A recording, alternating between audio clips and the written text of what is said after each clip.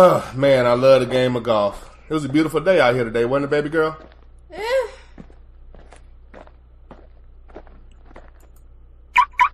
You didn't think it was a nice day today? Well, I am sweating all over, so no, I didn't really think it was. Well, I mean, you got to drive the car. You got to drive the car, and it did have the hood on it, so it kept the sun off of you. Yeah, but it had no air conditioning. Well, okay, fair enough. So, we're going to get something to eat, right? Of course. Cool. And you're obviously paying, right? Always. Always.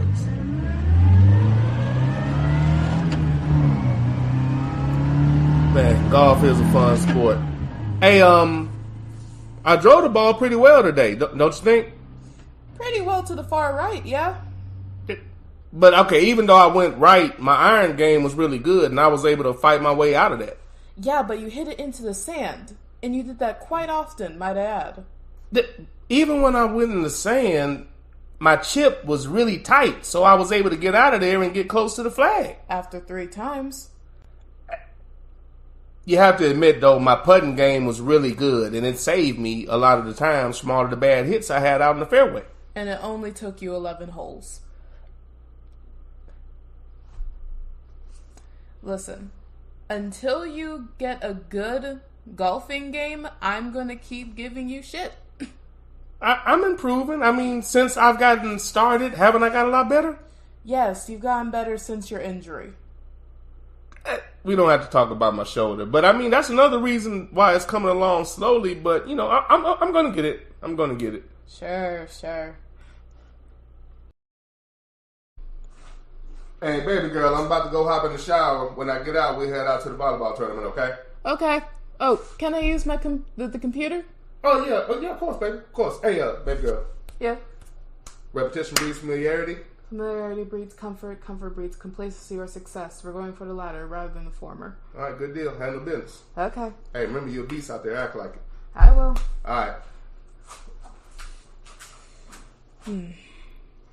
Let me see what he got in these emails. Spam. Overdue bills. Not surprised.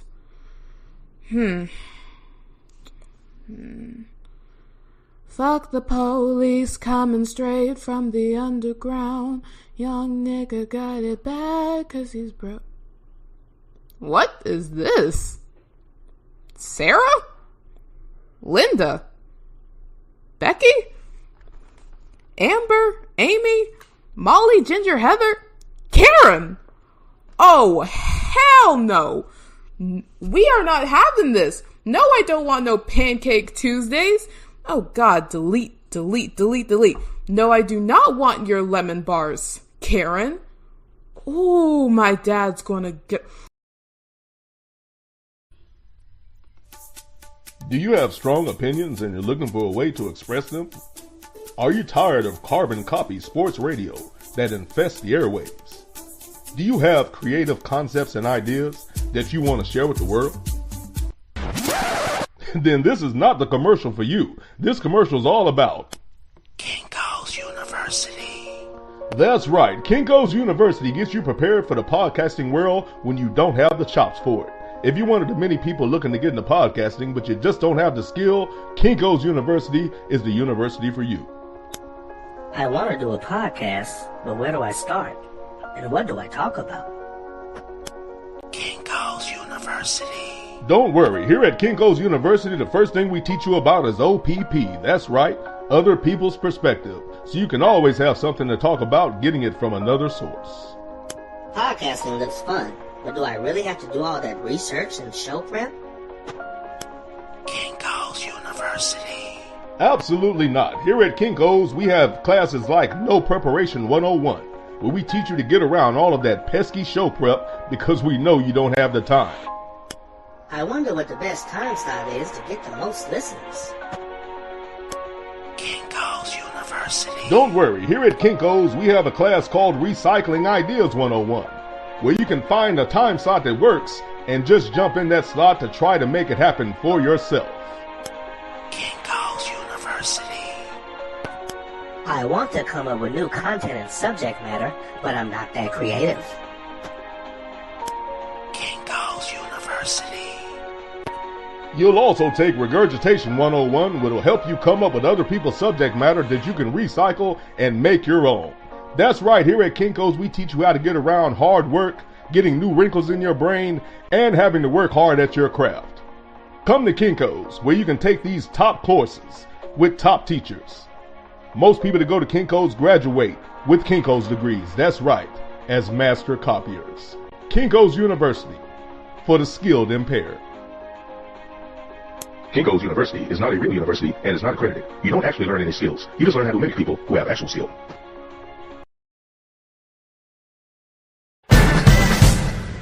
Posting in the paint with Doc Bell, Amy Blackman, Underground Railroad Show with that ninja, Militant Monday, Spreaker.com. All aboard, have your tickets ready because the train has arrived. Delayed or on time, it's time to get on board.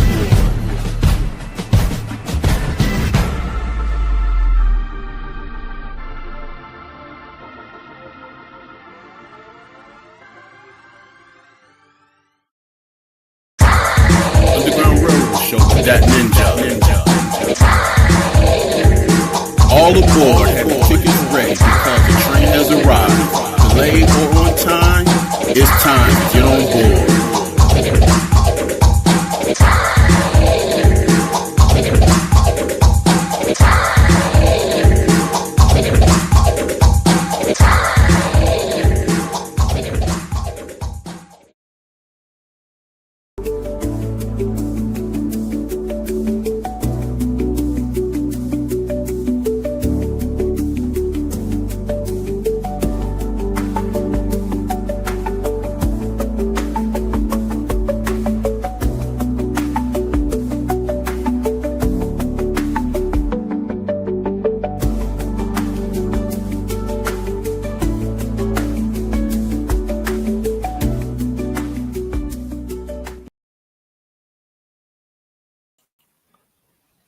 What's going on, fam? It's your boy, That Ninja. This is the Underground Railroad Show.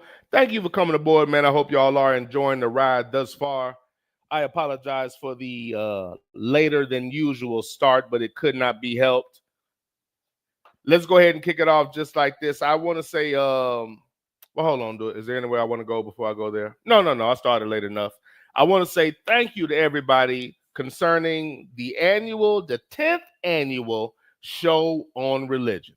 Let's start with our special guest, our feature, who stayed on air, I believe, for a minimum of 3.5 hours, almost 4. We rounding up, we're gonna say homie stayed on air for about 4 good hours. Opened and ran about an hour, I think a little bit over an hour. That's why I'm giving him 3.5.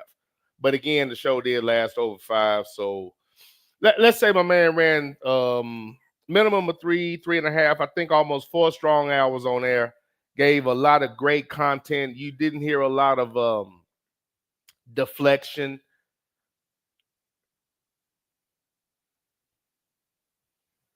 Articulated his way through the conversation. Got his thoughts together and relayed them to myself and the listening audience. And as you did in the 2 previous times, sir, I got to give a shout out to Magoo, a.k.a. Reverend Raider for Life. You hear you? I hear you. Great job, sir. Great job. You hear you? I hear you. I was listening to the replay, and all I could think, I was listening to the replay, man, and I was enjoying it. And there was a couple of times where you slipped a couple of jabs in there, and I only had one thought about that. I hate niggas, bro. I hate niggas, bro. But a great job, sir. Great job. I appreciate the back and forth. I appreciate your readiness. I appreciate you, being ready to go, being equipped with information, being equipped with reference points for me to go look up. So, respect, sir. Great job by you. I enjoyed that thoroughly as always. Shout out to Reverend Raider for Life. I didn't leave that conversation feeling like this.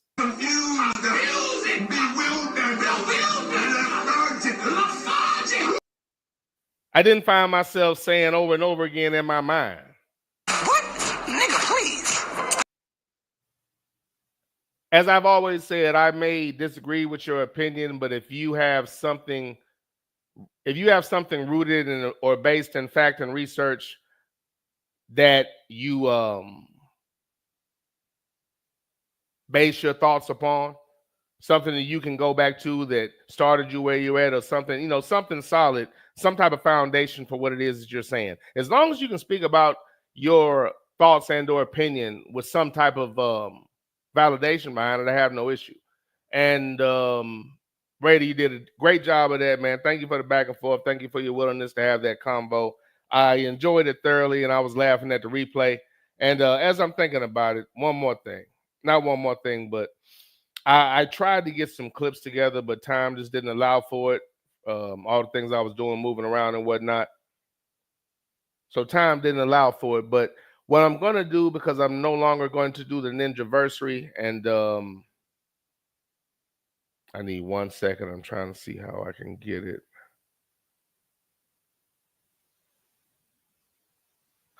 Interesting. 1 quick second. Sorry about this unprofessional pause. 1 second.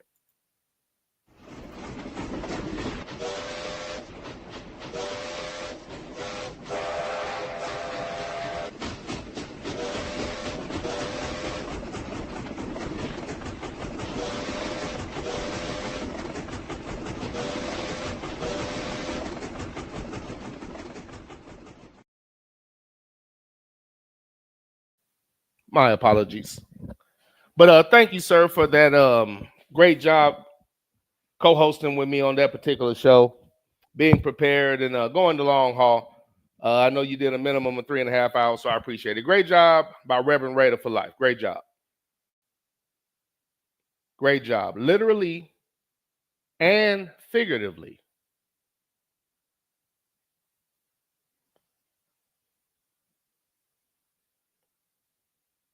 So when I say this, sir, I say it with the utmost sincerity. You're a goddamn genius. That's the most outstanding answer I've ever heard. You must have a goddamn IQ of 160. And I mean this both literally and figuratively. Amen, preacher. Appreciate it, sir. Appreciate it. Now, as far as the chat room, man, once again, I really appreciate y'all, man, for sure. All jokes aside, on certain shows, y'all always rise to the occasion. For the most part, y'all were on point with the subject matter. Of course, there were some side topics and there were some jokes as always, but y'all were fully engaged as always. And again, I went over 5. That was a little bit over 5 hours actually, and y'all were literally with me to the end. So I appreciate that. I appreciate the back and forth on the subject matter, and y'all always being engaged in the annual during the annual show on religion. And again, aside from the shows I do with the great TSA, easily my favorite show of the year. And easily. Behind that, I have to think about it. It's going to be between bracket tournaments and maybe the draft show. No, it's not. The Christmas Wish Show. I have to make sure. Wait a minute. Let's see. Christmas Wish Show or annual show on religion? Annual show on religion. I've been doing it for 10 years, but the Christmas Wish Show is becoming a fast favorite. It might be right behind the annual show on religion. But regardless, thank you, sir, for the participation. And to the listeners, man, thank you for the back and forth. Again, I listened to the replay. Thanks for the insight. A lot of good questions, a lot of jokes, but a lot of comedy, a lot of good questions, a lot of jokes, but a lot of good information, man, a lot of back and forth. Y'all were actually engaged. Otherwise, you couldn't have followed the conversation. So appreciate the back and forth. And again, the willingness of people to come aboard on that show, during that show, and understand that there's no hellfire to pay. So I appreciate it. Really enjoyed that, man. And again, I was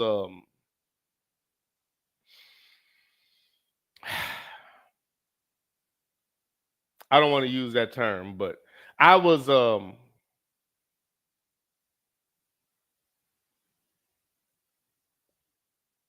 my soul was cleansed during that show. It was like a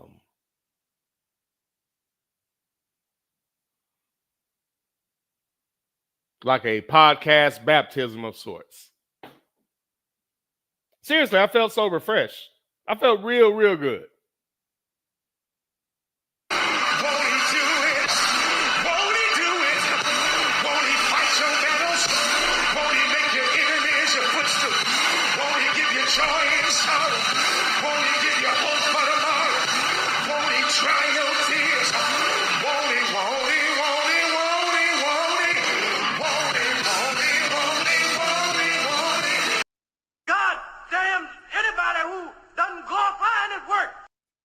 What the hell did you just say?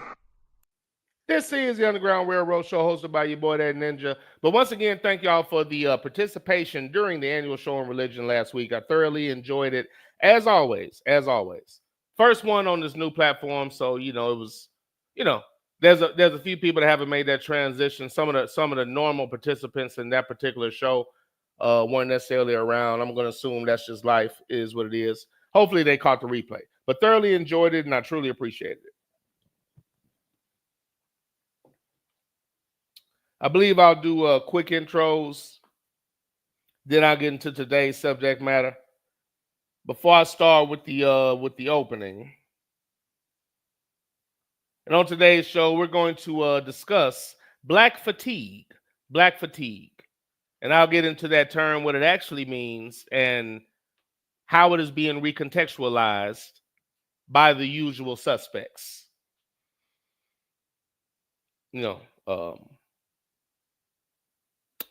What's the word? Terminal users of Lume. Frequent users of Lume.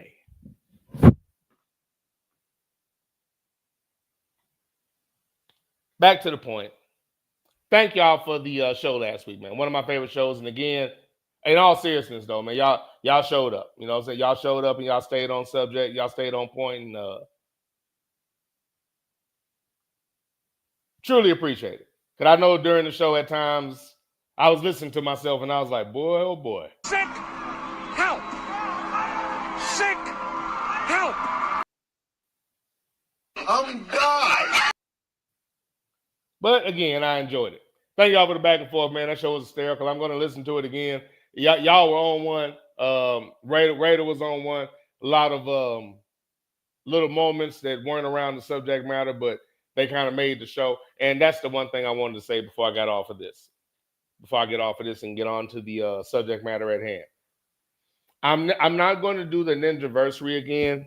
It's been retired. We had 9 Ninjaversaries. 10 would have been a nice round number, but we had 9 Ninjaversaries. I just what went into it in the end result, I didn't think weighed out. So, and especially with the new platform, like with this platform, it would be way too difficult to try to pull that off.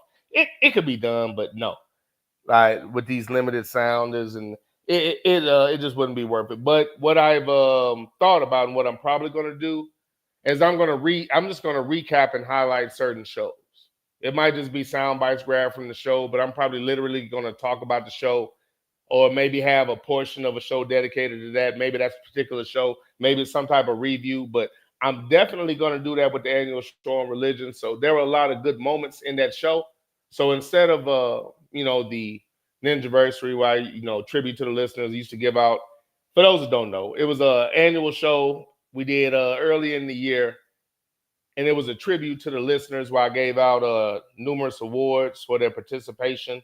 I had clips that accompanied certain episodes where you could hear the participation of the listeners, phone calls, mainly chat being read, moments that were introspective, moments of learning, moments of hilarity, and all of that was combined for the Ninjaversary, which was a tribute to the listeners, and retired that just because of the what it took to get that done was just too much. But what I can do and what I will do is break down like a show every now and again. Like just going back and breaking down that one show is easy, just highlight a few points and spots during the show, just show people what they missed. So that's what I'll do. And because that's going to be probably the start of like my new clips, my new sound bites and whatnot. So what I'll do is after I go through that show, I'll take clips and moments and use those. and I'll take certain things and find some sound bites. Like there are soundbite worthy moments in most shows like that with a guest, so I'll find those. And if they're not particular, just a soundbite moment. If it's not a soundbite moment in particular, it can at least be a nice clip to play every now and again. So I'm going to start to make new clips from from this particular platform. I haven't done that yet, so I'm going to start to grab clips from this platform, and I'm going to start with that show. That was a good one, and also the annual NFL draft show that I did with ABM. I'm going to find some things in that as well. I'm going to go back with those shows that I had guests on, and I'm going to kind of clip those up, and we'll do like a little mini, like a show review as opposed to multiple shows over a period of what ended up being 5 days, giving out awards and whatnot. So I guess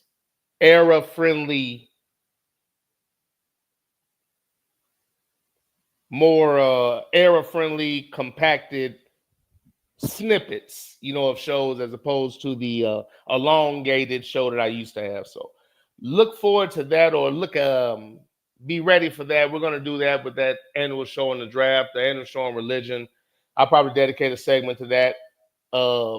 Just drop little points in there and kind of reflect on the show. Definitely the annual show on religion. We're going to do that one first because I had a really good time, and just listening to the replay, that was fun. That was fun, and y'all were a big reason for that. The chat really, the chat has a lot to do with the pace of the show and where the subject matter goes, some of the hilarity, some of the knowledge.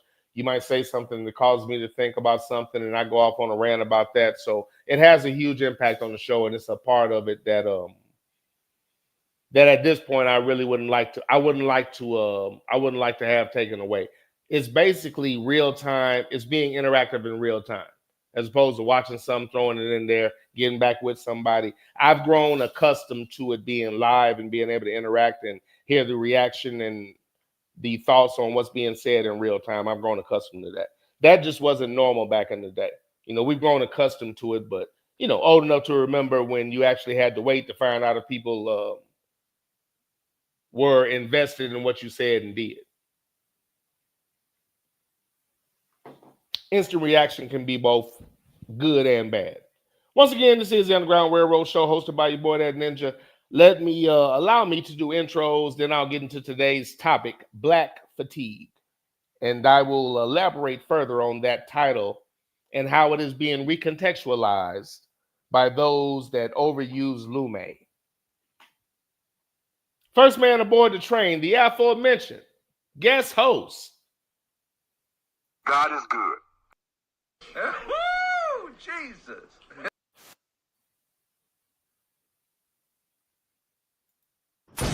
Amen, preacher. None other than Reverend Raider for life. Thank you for coming aboard, sir. And I got you. Thank you for tuning in. And enjoy the family. Tell them I said what's up. We got Jennifer Olson aboard the train. Thank you for coming aboard. And I will follow you back on Twitter. I got you. Thank you for the follow, and I will follow you back. I have to do better about my social media. Those that know me understand that thoroughly.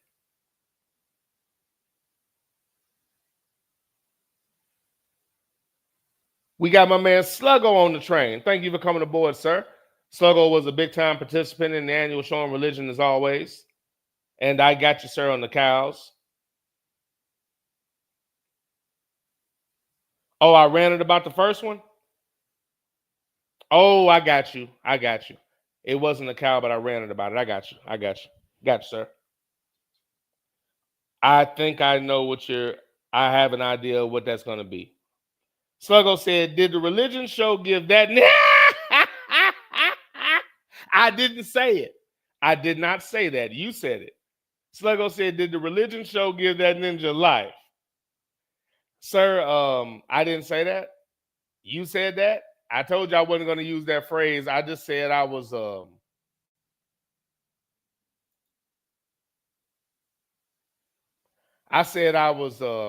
I was energized.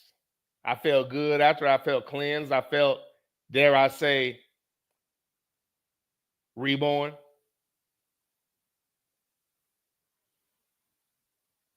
I know what some people are saying. Oh, sorry. That's not right. Steve Harvey, he's not done with me yet. Take your time, son. Let the Lord use you. Let the Lord use you. Y'all are funny. You're funny, Sluggo. I did not say that. You said that, so you can't really criticize me. What you're doing is making the assumption. Now, did that phrase cross my mind?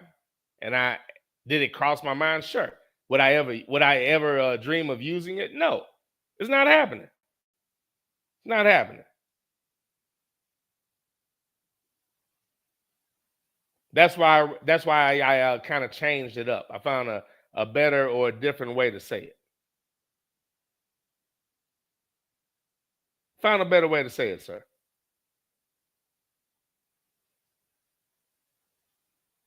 But I'm not gonna lie though, I was charged up. Though. I was real charged up. I mean, I was wide awake. I looked and saw how long the show was on. I was like, damn. Yeah, I stayed up. I think I watched a movie or some shit. Yeah, I was wide awake, bro.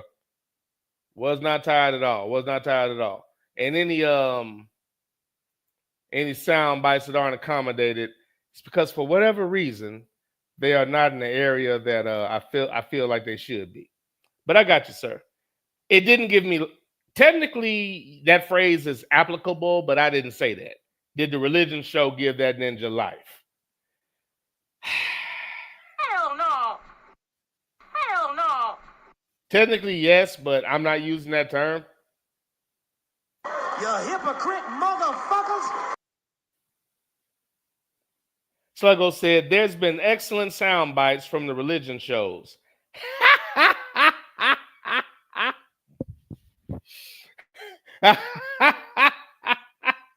Sluggo said, there have been excellent sound bites from the religion shows. I would have bodies upon bodies upon bodies under me. I would have bodies upon bodies upon bodies under me. Case in point, sir. Case in point. Who told you that? Case in point.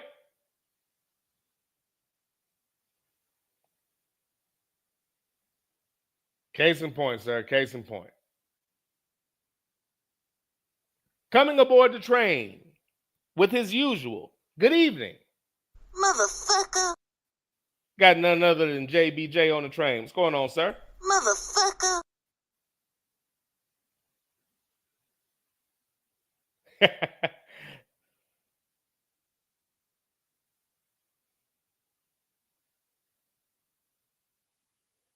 Make sure here. Oh, wait a minute. Did I say Gardena? Gardena. That's Cedric Galloway. Oh, my God. Cedric Galloway, I'm sorry. I called you Raider for life. I get y'all mixed up because he can't. No, his is Jay Migley. Gardena. I should know that's you. I'm sorry, Cedric Galloway. I know he's sitting there. This nigga's still going, don't know who I am. We got Cedric Galloway on the train. But that doesn't change what I said about Raider Kev. My bad. Thank you for that, Sluggo. I'm tripping. That said, sir, yeah, I got you. This a Negro that's out of his mind.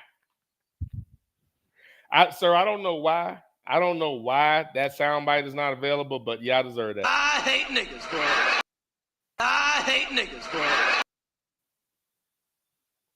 Sluggo said, any low-hanging fruit schedule talk? I have no low-hanging fruit, sir. I have none.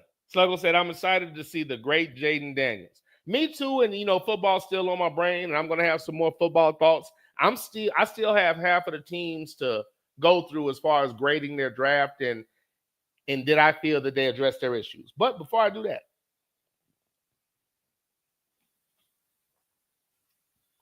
as I finish my Breathe Easy tea,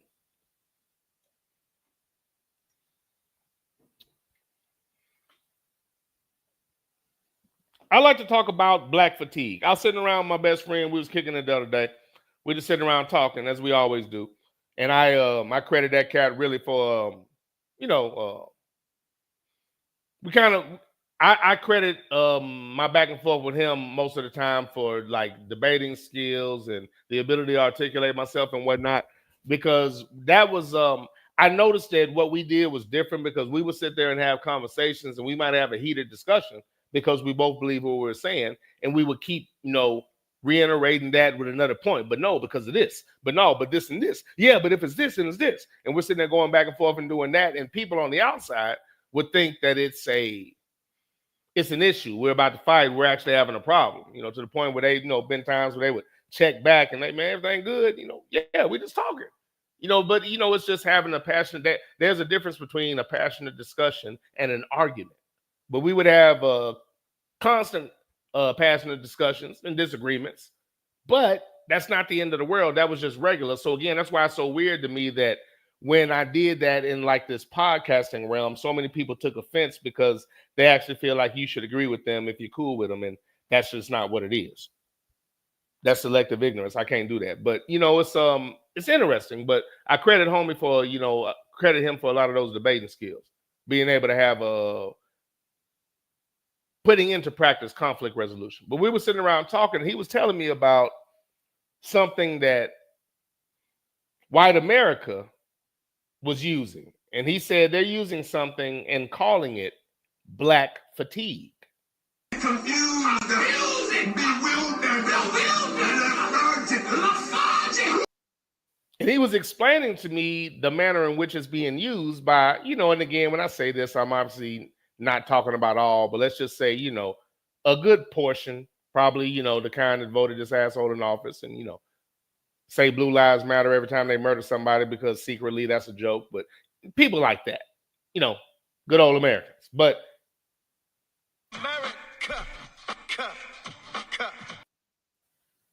he was explaining to me how white America was using the term. And as soon as he said it to me and said it in the context of white America using it, I said, and I gave what I believed what it was. And he was like, yeah. And it kind of played a video. And along the lines of,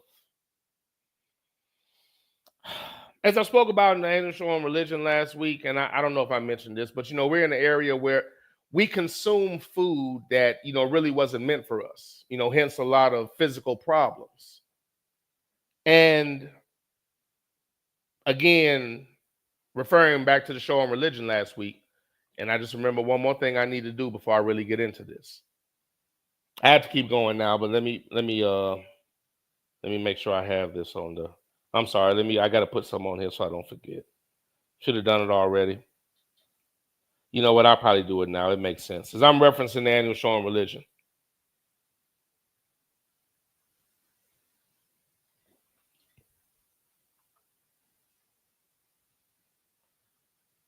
Being physically ill from consuming things that really weren't meant for you. And digesting and taking in a faith or a religion that wasn't meant for you can do the same to you mentally, mental illness.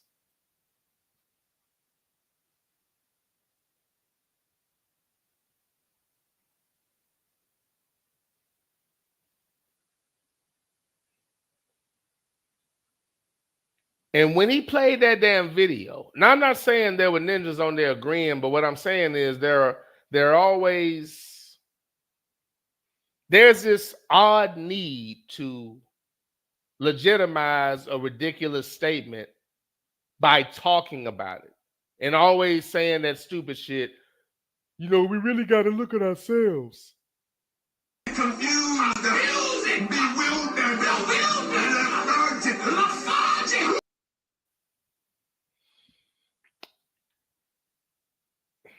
Trying to see, do I want to jump into this before I do?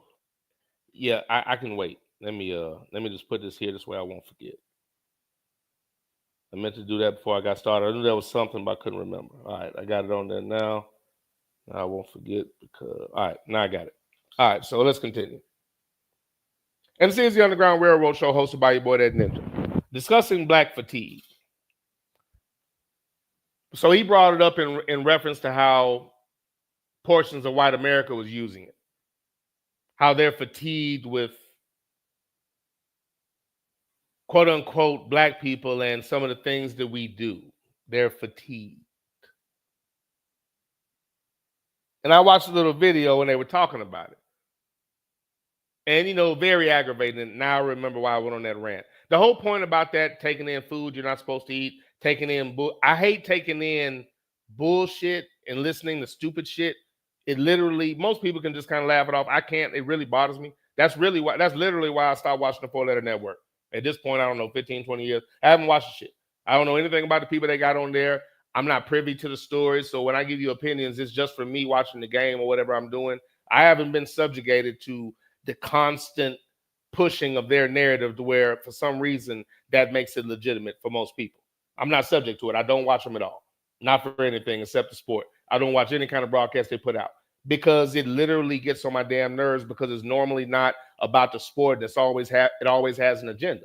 So that taking in that bullshit mentally bothers me and my body rejects it.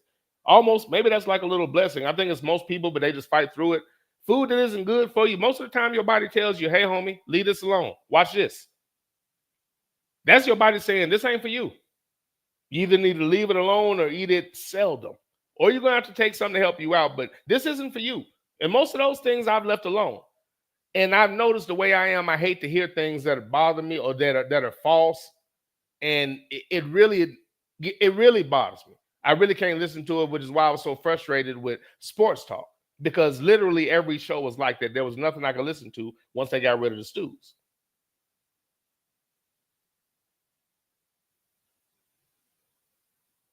In that sense, it was hard to listen to that stupid ass video where instead of quelching or calling out or setting ablaze to the bullshit being said, you co-signed it. And there are a couple of things here I meant to talk about. I'll go back and get both of them.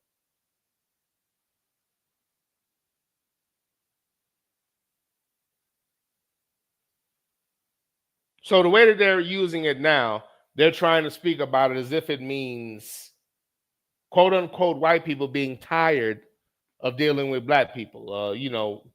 Again, they don't mind us having problems, just stop complaining about it. Actually daring to actually say something about being murdered by the police, daring to say something about systematic racism, daring to say something about the descendants of the worst people that have ever lived, deciding that we have to take out real history because why should our kids have to feel bad learning about slavery?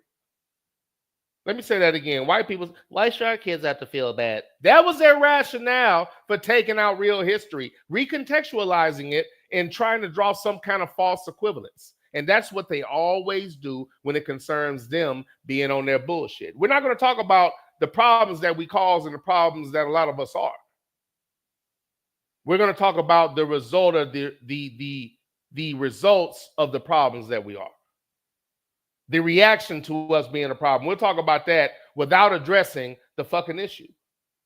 They always go to, I'm tired of this and that, never addressing what the fuck we're talking about. Complete and total disrespect, which is why I don't like to mix words. What's the name of that damn group? The Black Caucus co-signed using the phrase forced immigration.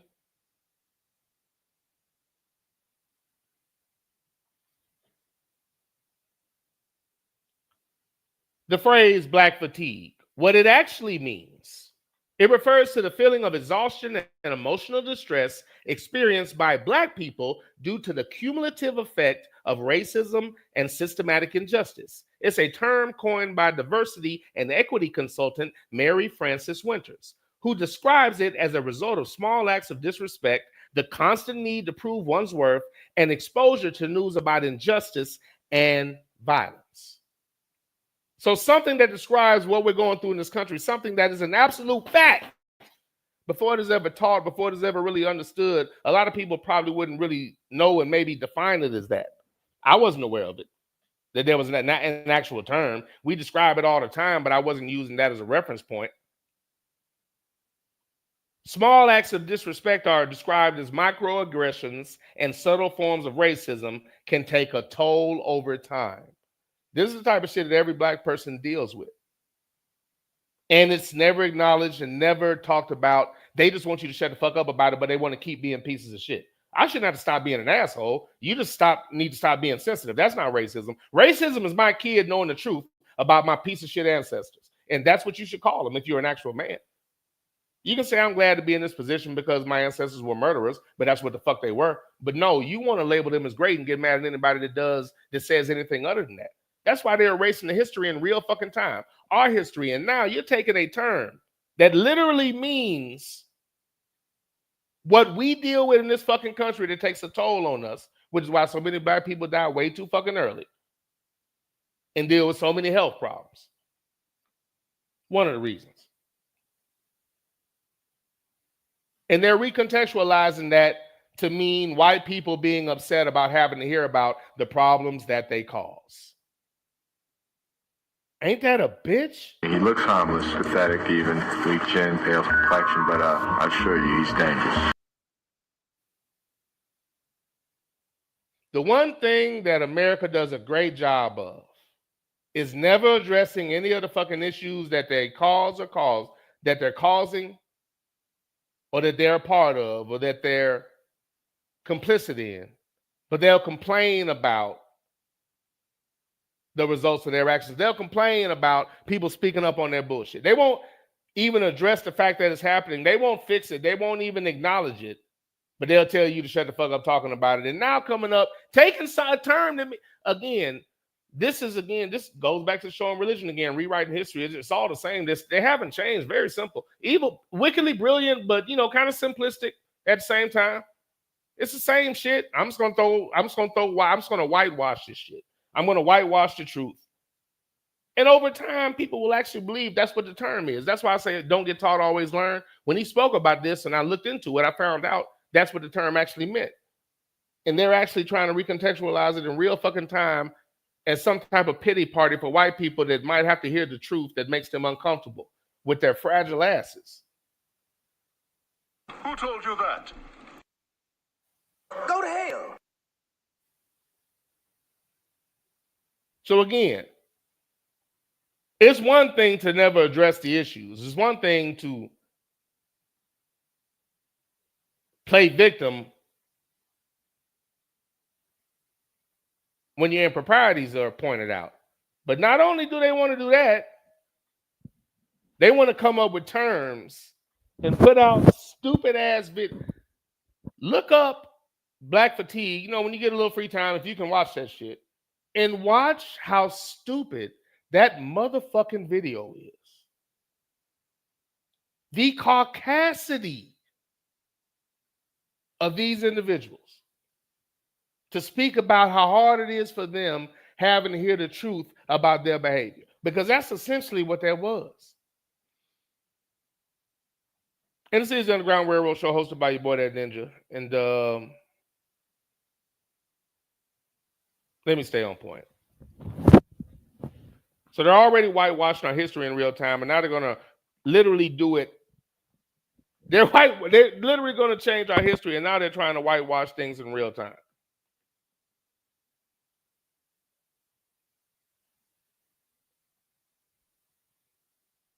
They don't address the microaggressions we deal with at work.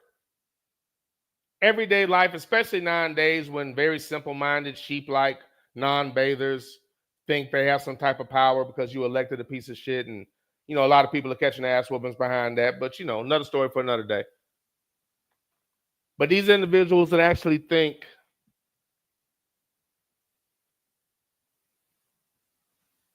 that something's happening to them because they can't be the same type of piece of shit their ancestors were. That's really the only thing a white person could complain about. Hey, some of the privileges I used to get are a little different. That's about it. There's not a lot happening to you. And what is happening to you is of consequence to other white people, not to us. Microaggressions from co-workers, always doing little slick shit, from the police, from other dumbass citizens.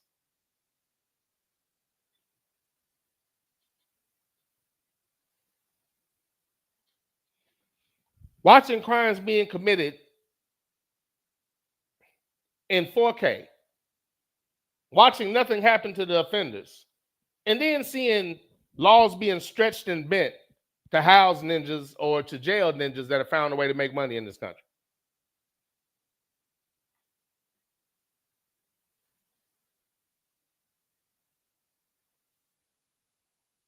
Even in dealing with coaching. And again, I caution people to have young kids. I told y'all every time we went to a volleyball tournament, it didn't matter where we were at. You could always find a team where there was a team that had mainly white players, and there was 1 or 2 black players. And the majority of the time when they got put in, they were obviously better than everybody else, but for some reason they weren't starting. For some reason they didn't get to play a lot. Sluggo was there I think Sluggo was there and ABM was there at this particular tournament. I had to have been in Atlanta, obviously, somewhere in the Atlanta area. And they may remember this. Do you remember when that one black girl played in that team full of white girls? They had an old white coach. She came in, was playing better than everybody. Something happened. He took her out and was screaming at her like he was out of her damn mind. Meanwhile, all the white girls out there messing up, fucking up every single play. As he's screaming at her, they're out there fucking up. And I'm not kidding. Sluggo remembers this if he remembers what I'm talking about. That happens all the damn time.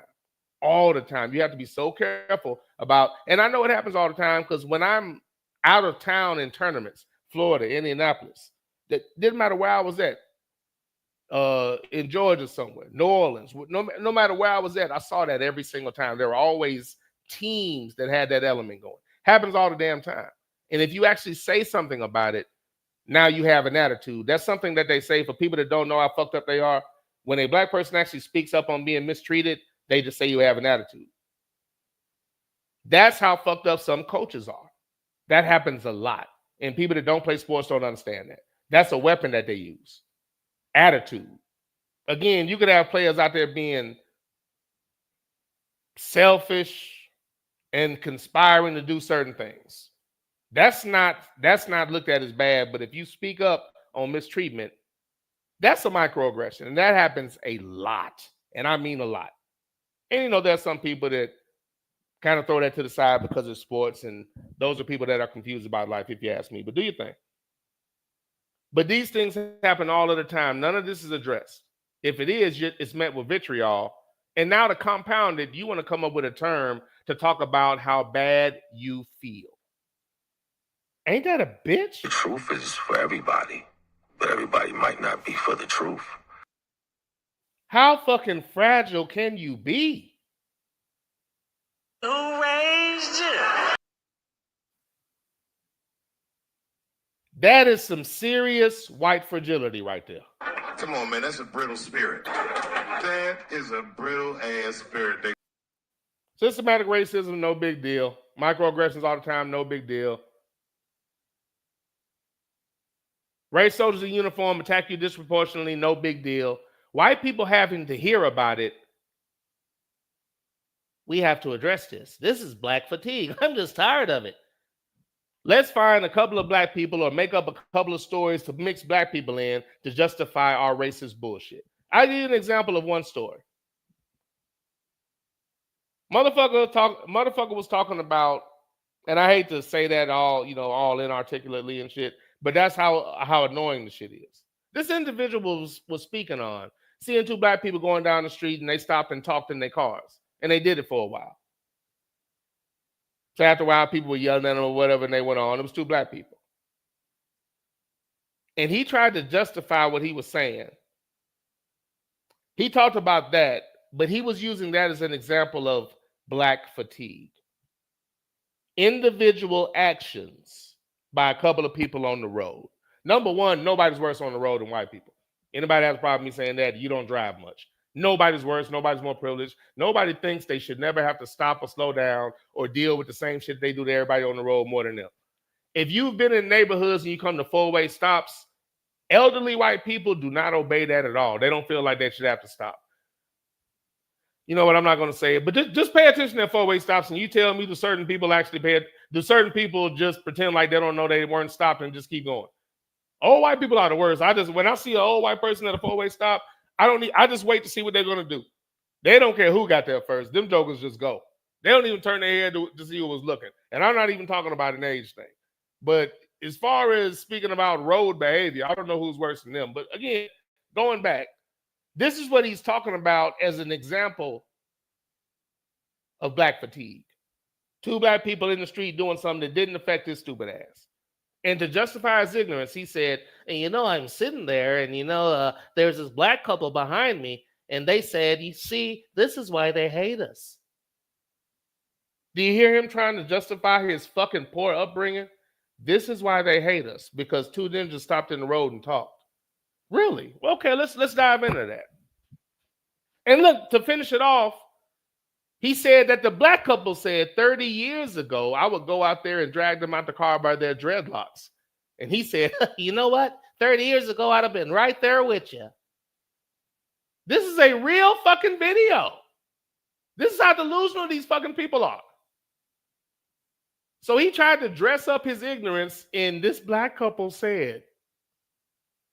But he's trying to say that he has black fatigue because of things like that.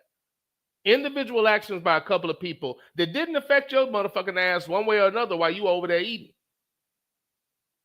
And to justify or co-sign things that he said himself, he made up a black couple and said everything that he wanted to say with a stupid ass smile on his face. And then he backed up his ignorance even more with saying that the black couple said, see, this is why they hate us. Well, let's dive into that. So you're saying that individual actions by a couple of ninjas justifies the poor upbringing of a bunch of damn people that don't want to move past their past that they should be ashamed of. Stupid ass, ignorant ass, fucked up ass white people that hate black people don't do it because we did something to them. They do it because that's who the fuck they are. And every time I see anything when white people are complaining or putting something out there, they're always trying to give a reason as to why they're fucked up other than their upbringing, their bloodline, their DNA, this country's history. You're fucked up because you're fucked up. You're not fucked up because somebody did something to you. And if you are, question. If you're a black person and you actually would say that, which I don't believe, I think it was made up. But if you actually would say that, then when are we going to get on board with saying, okay, fuck, we hate all white people because we can definitively 1,000% say, okay, I mean, Buffalo, 10 elderly black people murdered.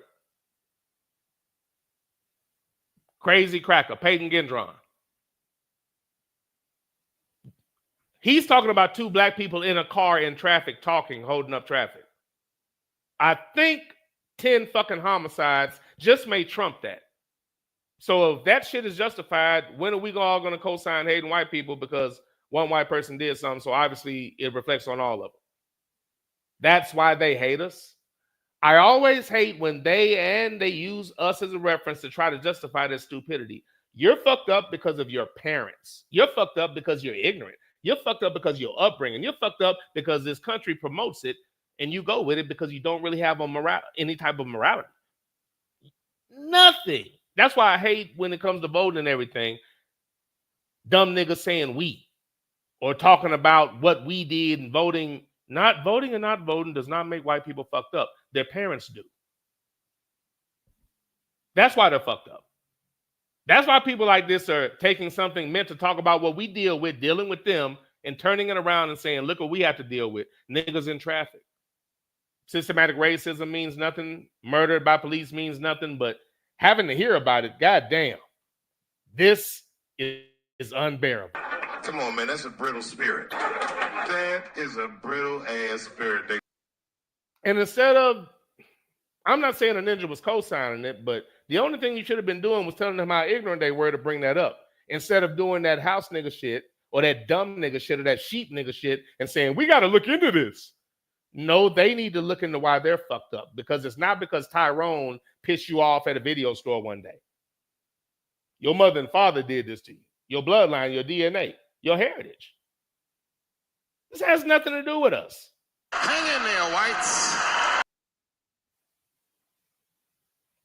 I hate misinformation. I'm always going to keep my conversation where I'm going to keep it at. I love this time of year because I can just talk about whatever. It's not football season. I'm not going to dive into basketball for real. So these are the things I like to talk about, because if not, you have dumb shit like this going on. Because if people don't bother researching and looking into things, they will actually take this seriously. The same way they try to make woke a bad thing. Woke means you're aware. Why would you care what a bunch of dumb niggas or a bunch of white people say about it on the internet? They always do that. They always try to flip it. If you have any sense, you shouldn't care about their opinions on anything concerning us, first and foremost. They haven't shown the ability to have any type of empathy. That's in their actions. And again, this laughable term The main issue is that they're speaking about individual actions, but they don't care about systematic racism. It's laughable. Every time they've ever brought up any type of deflection, it always ends in, I did this because, or I'm racist because. It always turns around to, they did this because we did that, or the problem is us some kind of fucking way. There is absolutely no attempt at accountability at all. The point of all that is I think it's best, which is way past time to not really give a damn about the opinions of people who don't give a damn about you. Because the group of people...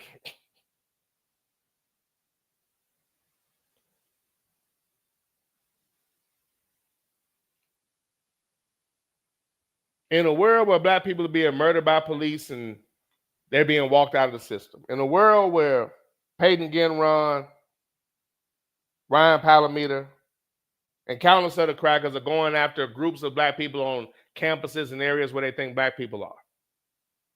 News doesn't cover it. Racists elected in the White House by racist, stupid-ass people that wish the world was like it was when their fucked up grandparents who should have been burned alive were around. And that applies to the ones that were fucked up. If this doesn't apply to you, you shouldn't be upset. If me saying this makes you say, I don't think I like black people anymore, you already fucked up to begin with. I'm speaking about the problem.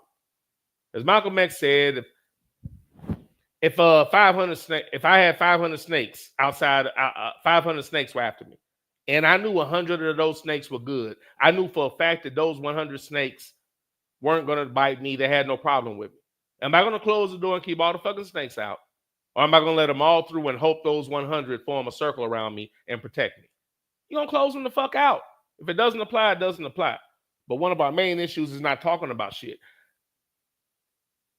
Finding anybody to co-sign and or say, let's look into this, other than shooting it down and talking about how fucking ignorant it is and talking about how it's another example of white fragility. Hang in there, whites. Come on, man, that's a brittle spirit. That is a brittle ass spirit. Black fatigue. Caucasian cowardice, perhaps. How about Anglophile exhaustion? Give me a fucking break. Hang in there, whites.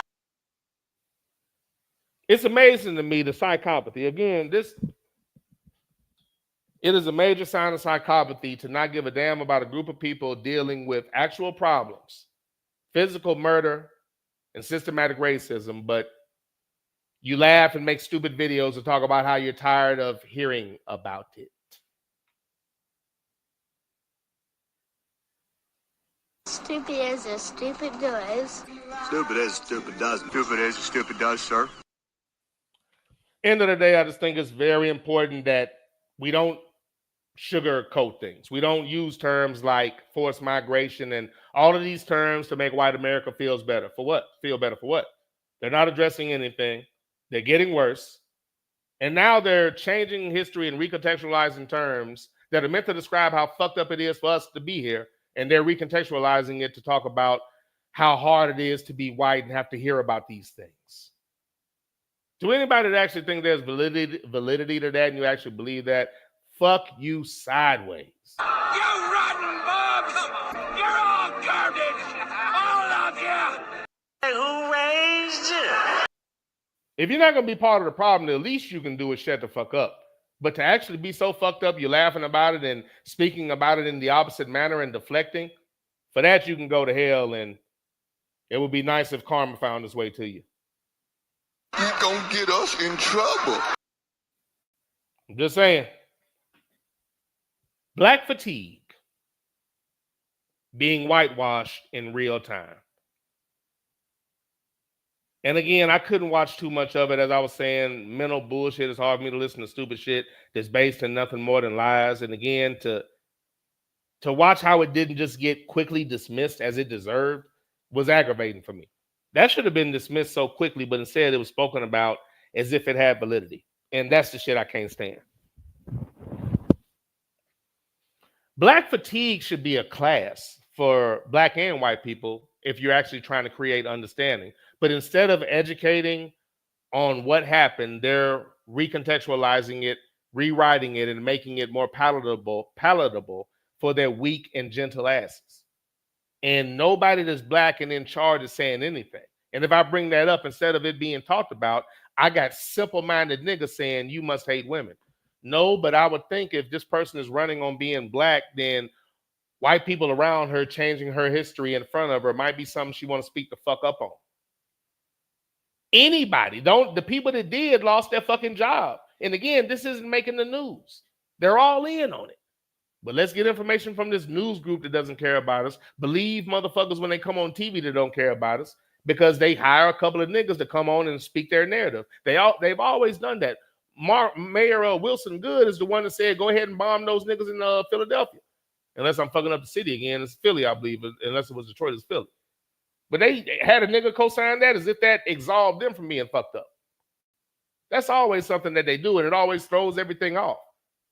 They put somebody that looks like us in a position doing the same shit that they do, and that's going to make it okay. That actually confuses enough for us when you start arguing about it. Everything was happening in real time that you could really criticize or analyze somebody and how much they cared about your cause. It wasn't that hard to see. And it's without conversation, these things are going to keep happening under the radar, and we're going to have generations of us that don't know shit. And if people don't understand how bad that is going to be for us, then I don't know what to say. Nobody else throws away their history. If you spoke about it, ninjas would be more aggravated about that. If you spoke about Jewish people in the Holocaust and whatnot, the German people tell Jewish people, I have Jew fatigue. I'm tired of this Holocaust shit. I'm tired of all these Jewish stores around me and shit. It makes me uncomfortable. I got Jew fatigue.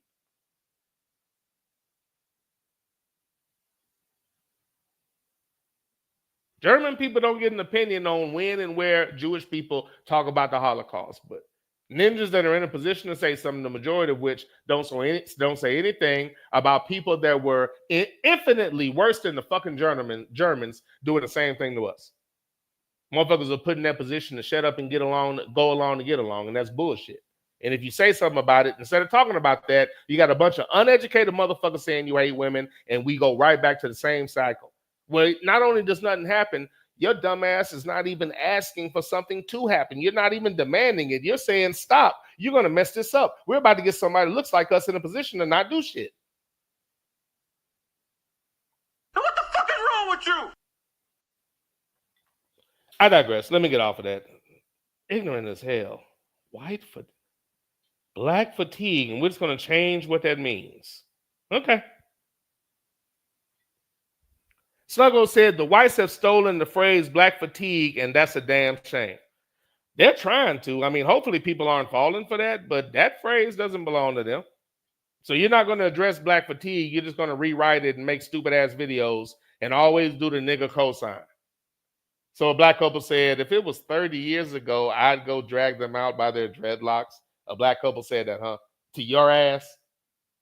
That's why they hate us. They said that to you, huh? Okay, again. So again, there are no black stories that compare to fucked up white people doing things to us in this country. There are none. So do we hate white people as a race? No, that would be stupid. So why would anybody accept that fake ass rationale? You're fucked up because of your parents. Nobody black made you do any goddamn thing. If that was the case, black people are well within their right not to give a damn about you. If we're going to blindly label people. Nobody black is knocking off white people because they're white. All the incidents I talked about, they had a reason and a purpose. There have been no ninjas, very rarely. No ninjas. I don't think they're in. There's maybe one thing I can think of, maybe. But I can't think of any ninjas that go find a Trader Joe's and go seek out random white people. Go seek out 10 or 12 elderly white people and shoot them because he just hates white people that much. We don't do that. They do a lot. It's happened recently, multiple times. They simply don't talk about it because they don't give a fuck. So again, if that logic is valid for them, why don't we hate all white people? So Two things can happen at the same time. Either they're stupid, ignorant, dumbass motherfuckers, or we're weak and pathetic. But both things can't be right. Either they're stupid as fucking ignorant as hell, or we're weak. If they can hate us for traffic, goddamn, I'm assuming we should at least be cautious about the things that they say, as opposed to following their goddamn narrative. This shit is stupid at this goddamn point. It really is. I'm so confused about how they can still flip our narrative. That shot in this last fucking election, when I saw how easy they could just turn ninjas, I just threw my hands up, man. It doesn't matter how much information you put out there. You could talk to somebody and actually have facts. And not one person that had a problem with some of the things that were being said have ever said anything intelligent. They just keep making up things. No truth. No truth. Just we got to get past it, man. If the election comes around again and you're dumb enough to want to run a woman again in a country full of ignorant ass people, if you're dumb enough to only criticize the people you've been allowed or told you can criticize, obviously you didn't get it. You can say something about white people letters, but it's annoying. I hate the fact that every time you have something to say about when something happens concerning white America, you always start out with, I'm not talking to my good white friends. But look at everybody that says that. Tell me if you can find one post that starts, I'm not talking about all black people, but. There's never a disclaimer. It's just fuck you motherfuckers. I don't understand. After January 6th, after this election, after watching the George Floyd challenge, white parents and kids were pretending to choke each other out and die on the internet with big ass smiles on their faces. It was everywhere. There was no outrage. I didn't see anybody posting about that shit.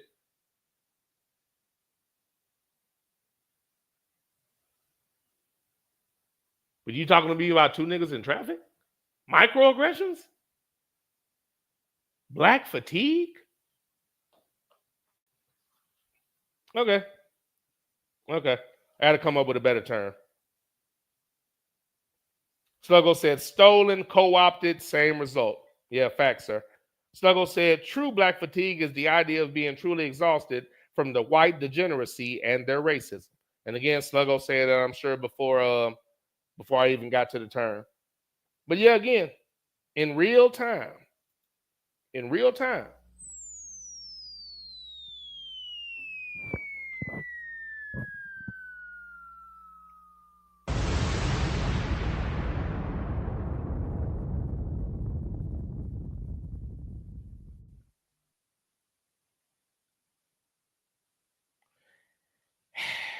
I was trying to stay like I didn't want to rant. I was trying not to get all over the place, but that shit is so damn frustrating. Like, I couldn't even watch the goddamn video. That shit was so damn annoying. I'm like, these motherfuckers are amazing.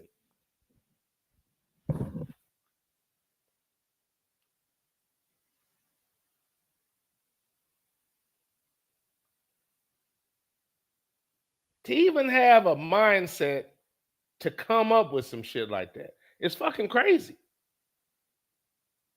I don't know what type of mindset it to even come up with some shit like that is crazy. It's one thing to not address something or to ignore it because you're fucked up. That's one thing.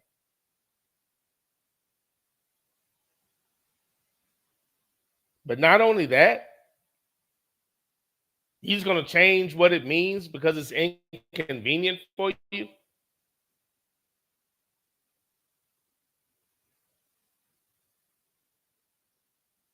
I don't understand.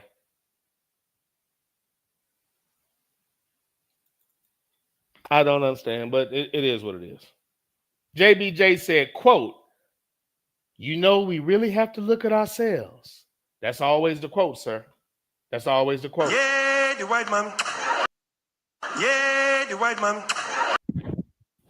Again, replacement sound bites until a lot of things aren't in here, or I put them in categories that I can't recall, so I got to figure that shit out. Yeah, the white man. Sluggo said, they're lucky that fatigue is the only symptom and that they're feeling black. Oh, I'm sorry.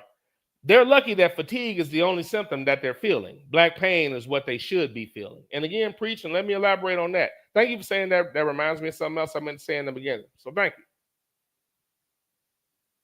First and foremost,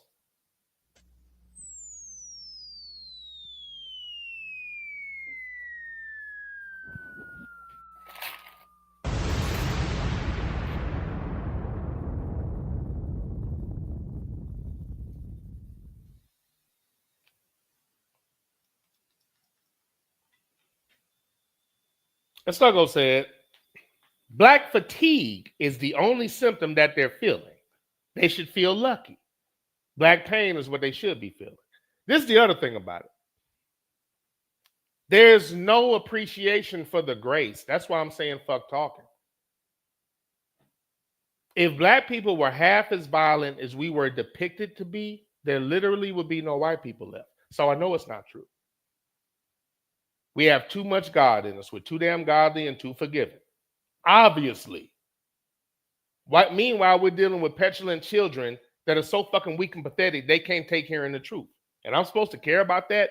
That type of motherfucker doesn't deserve empathy and changing up phrases so their weak-minded ass can feel better. Who raised you? They should be grateful that this motherfucker is not on fire. By any measure of human decency, this motherfucker should be on fire. And it's not because we're not the same type of fucking degenerates that a large majority of them are. Again, look at the behavior. And because we're not that type of degenerate, we're trying to rationalize with the irrational and get empathy from somebody that doesn't have any. Psychopaths don't have empathy. They should be grateful this motherfucker's not on fire. Instead, they're complaining about verbiage. That should let you know everything you need to know. Sluggo said, I will watch a colonizer talk about black fatigue. I value my electronics, sir. Sluggo said, I will watch a colonizer talk about black fatigue. Oh, I think he's saying, I will watch. He said, I will watch a colonizer talk about black fatigue. I value my electronics, sir. I'm pretty sure he meant to say I won't. Sluggo said, never seen a group of people who constantly stay upset because they're forced to act like civil beings. But we're supposed to believe they brought a civilization to the world. And they didn't. Again, as we spoke about the Moors, they took everything that was done and pretended like they stole shit like they always did. Like they always do. And again, we're watching it in real time. They didn't civilize anything. But after they destroy shit, they will rewrite history and say that they did it. And they're doing it right now. I mean, he looks harmless, pathetic even, weak chin, pale complexion, but I assure you he's dangerous. And the ones that aren't involved co-sign it, don't care, or they're with it. But they're not passionate enough to speak up about it. And again, if you do, white America will come after your ass too. They don't play. That's why they let Kyle Rittenhouse kill those two motherfuckers. Because if you dare act like somebody who wasn't raised by a piece of shit, we'll get rid of you. You know, they blew that cracker's head off in real time in fucking Texas. They don't give a fuck. As Sluggo said, I won't watch a colonizer talk about black fatigue. I value my electronics. Never seen a group of people who constantly stay upset because they're forced to act like civil beings. But we're supposed to believe they brought civilization to the world. That's a lie! That's a goddamn lie! That's a lie! That's a goddamn lie! Sluggo said, yes, I remember that. We were staying in the corner watching that. We were standing in the corner watching that nonsense. Yeah. I mean, going off on it to the point where as a parent, we probably would have had a problem. But judging from that picture, that individual shouldn't have been over there. But again, people that don't understand how fucked up some people can be will think that's the way it's supposed to be. You're telling your child you need to act like this and do this. You know, you can't have a bad attitude. If you play sports, you know that that's something they use to justify people that can't. They want to play the people they like. So to justify putting somebody on the bench is good, you say shit like that. They always have. And sadly, a lot of us still fall for that. But again, if you didn't play ball, you might not understand that. If you don't have a realistic view of the world, you don't understand that. If people are always sugarcoating words and not saying what it was, you might not understand you dealing with opposition. That's why I don't stop talking around shit. At least arm your children and people you care about with the fact that you're going into a hostile environment every time you walk out of that damn door. Like Chris Rock said in one of them comedy specials, as soon as you leave this house, nobody gives a fuck about you. He reiterated that as soon as you walk out that door, nobody out there gives a fuck about you. He kept repeating that shit, and people laughing. No, he was dead ass fucking serious. They don't give a fuck about you, and that's the attitude you need to have until the person proves otherwise. Until the person proves otherwise, especially if you got your kids going to schools and districts around others, and you don't understand how they get down. I know a few things. It's not how they depict it. They might not promote their problems. They do some other things, and it just doesn't get talked about. Those are some wild ass environments. Drugs are flowing in schools where you pay tuition and whatnot. The amount of people that are doing things that are upper level type drugs would astonish you. Those folks are different. I digress. Let me go back to the chat. Sluggo said, I guess the whites who were upset with the sisters at the West Coast Vineyard had white fatigue. Nothing gets them more fatigued than black people enjoying life. Yeah. Again, facts. Facts. You hear you? I hear you. The underlying truth is, I hate niggas, boy. And they're always trying to talk around it and shit.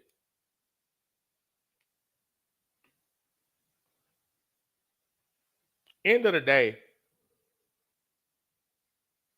a large group of white America will complain about being inconvenienced, but they will have absolutely no empathy for us dealing with real problems. They will cause all the problems and say stupid shit. Like, again, when you go back to Obama, they like to say Obama divided the country. That's white speak. You know what it really means? I hate niggas so much that I didn't even feel like a real American while he was in office. Obama did absolutely nothing. If you felt like he divided the country, he might have divided it because you're so poorly raised, ignorant, fucked up, and inbred that a black man being in office threw you off so much that all of your poor upbringing and ancestry came out that you never reconciled. Why? Because it's never been talked about. They didn't apologize because they're not sorry. So when an opportunity arises to go back and being the same fucked up person, your ancestors who you should be ashamed were, but you're not, you're proud of them. You can't be proud of somebody that acted in that manner and be a good person. Those two things cannot happen in concert. You can be tolerated. It's hard to be a good person if you're proud of people that acted in that way, and if you're still really with that behavior, and if you judge by action, most of them are still with that behavior, either by action or inaction. Either by their action or their inaction. They're inaction. They're with that behavior.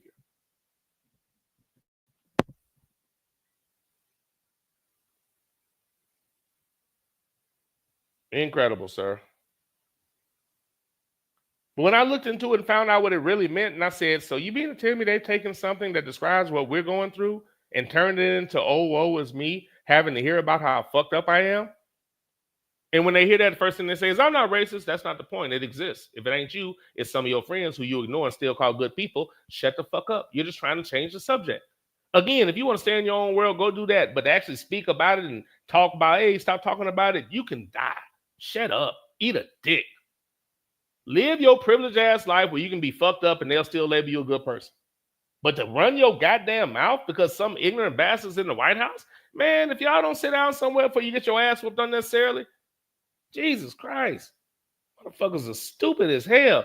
Motherfucker was in front of a black mural. There was a white girl in front of a black mural, and describing it, saying all kinds of stupid shit. I mean, I'm not really sure what it means. I mean, she has an afro and, it says this on one side and this on another.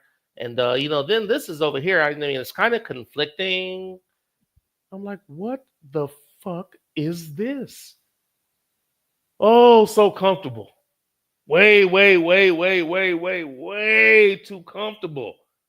Super comfortable, man. I need to do better because if I could sit there and watch that, I'd probably have about 4 shows by the time I'm done. But man, when things are that damn dumb, I can only take so much. That's why I couldn't watch Cops and shit like that. That's why I couldn't watch Cops, because same shit. It fucks with my spirit or whatever the hell you want to say. Sluggo said, Amen, preacher. thank you, sir. Sluggo said, without hesitation, you slammed the door on all of them. Facts on that. Amen, preacher.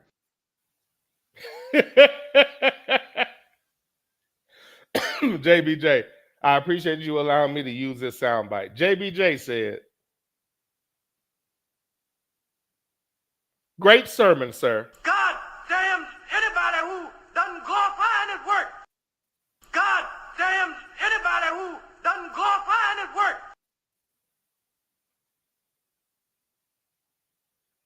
Sluggo said, a bunch of narcissistic psychopaths who make everything about them, coupled with the inability to feel empathy towards others. I believe empirical evidence tells me that is exactly who they are. The actions tell me that people will say things to sound acceptable or to sound PC in the moment, but when it comes down to actions, the actions do not mirror the words they said when it was politically correct to do so. A bunch of narcissistic psychopaths who make everything about them, coupled with the inability to feel empathy towards others. Woo! Jesus. The devil is not welcome here. Woo! Jesus. The devil is not welcome here. You're a devil. Sluggo saying, yes, it was Philly. JBJ said, quote, for their weak and gentle asses. He's a sir, And he's gay. And he is gay. And he's gay. And he is gay. thank you, sir. Again, using replacement sound bites in some areas. That's the only downside to I wish I had the same, again, when I truly get these sound bites together, because some of the groups and whatnot, I'm having a hard time finding some things. I'm gonna go through there and I got a lot of things that I'm missing, but they're still around. I still gotta take the time to do that when I'm sitting around one day. So when I get it completely together, the sound bites that I am missing, I will eventually have. But just right now, again, I think some of these I have, and I have them like in areas I've essentially hid them from myself. You know, I've put them in a group for whatever reason. I probably said, okay, this is this, so I'm gonna put it in this group, and now I can't even remember whatever my rationale was for that. So some of these things I'm certain should be there, and I'm having a hard time finding them in the moment. But thank you for the constant request. I think that one's available, but I'm kind of just saving time. JBJ said, great analogy with the Jewish fatigue. You hear you? I hear you. I mean, unfortunately, I gotta bring up, something that'll actually strike a heartstring with some ninjas, because some of us are very dismissive when we start talking about the history. They just want, you would never, no other group, ethnic group throws away their history for the convenience and the fragility of another, especially the one who, if not directly, they benefit from what their ancestors did. That's not even deniable. And when you bring things like this up, that's mainly what white people want to talk about. Even screaming, I didn't do anything and all that shit. That's not what this is about. And let me get back on the point. Like, they like to try to change the subject, and I don't let them. So that's why most of the time they'll just leave me alone. And I'm good with that. They'll just leave me alone. Unless, you run across somebody that's actually willing to have a conversation. And you'll just find out that there are some things they're not coming off of. Because at the end of the day, they have a certain motto that's ingrained in them. White man just a joy to be around. They smell like lemon juice and pledge furniture cleaner. And can do no wrong. Sluggo said most ninjas just want to be left alone, and that's still not good enough for uncivilized whites. Now you better preach. See, Sluggo, you're gonna preach.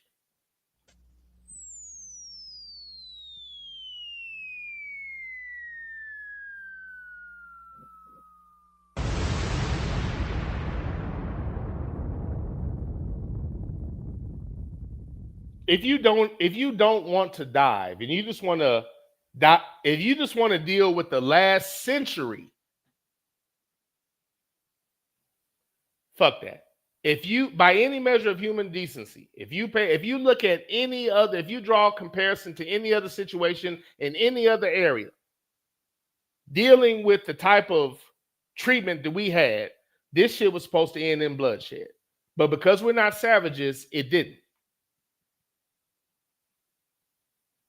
They don't want to acknowledge what happened. They don't want to give us an economic floor like they've given to everybody else. And again, to go back to what they do, they give an economic floor to everybody else and then start a white narrative said by some black people that you're asking for a handout. Italians and people like that saying that they gave Italians a handout. People don't know the history. They invited Italians, Polish people, all those groups, all those little groups, Italians, Jews, I guess maybe Polish people, whoever, all those motherfuckers that came over, just another form of white, so they had some more people to fuck with us. When we were free, they brought them over to work. Because if they gave us a job, we'd have money. They didn't want to give us that. Starting right there. You can't pull yourself up by your bootstrap if the motherfucker that just got done getting free labor out of you, not only do they not want to give you any money, they gave money to the slave owners. They gave them reparations. They didn't give us anything. We were freed into nothing, and then they started arresting us for having nothing. Then they brought in more whites and gave them the jobs. In that first year, Italians sent over $2.5 million back to Italy. That is money that could have went to black people. Just the Italians alone sent back $2.5 million. They purposely left us out of that economic loop. Yet and still, they've always had these narratives asking for a handout. No, asking for the same thing you gave everybody else, you evil, lying motherfucker. Italians got a handout. Your handout was the opportunity to work, you dumb motherfucker. We didn't have the opportunity to work, and you know that shit. That's why I'm annoyed when they try to say shit like that. You're either ignorant to history or you're complicit in co-signing what they're doing because they're bringing you in as the other white meat and using you to continue their oppression of us. And they all co-sign the shit.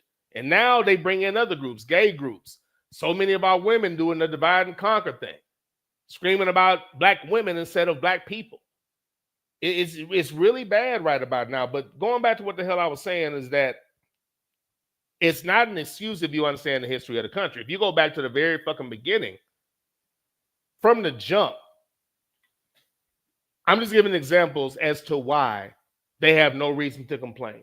And again, mother country should be on fire and they should be bleeding, but because we're not the same type of savages they are, we're good as long as you leave us the fuck alone. They've never left us alone. If they had, we would have passed them by now. When we were left alone, we turned around slavery in less than 10 years. And we're already doing better than those sorry motherfuckers. The Great Depression was white shit. Depression was being enslaved. The Great Depression was white people no longer having labor and failing when they had to do it on their own. They didn't leave us the fuck alone. Federally sanctioned murder sprees to stop our progress. We didn't ask for help. That's their narrative. Every time you see a show and stuff, handout, welfare. No, leave us alone and stop being the same horrible motherfuckers you've always been. And they can't even do that.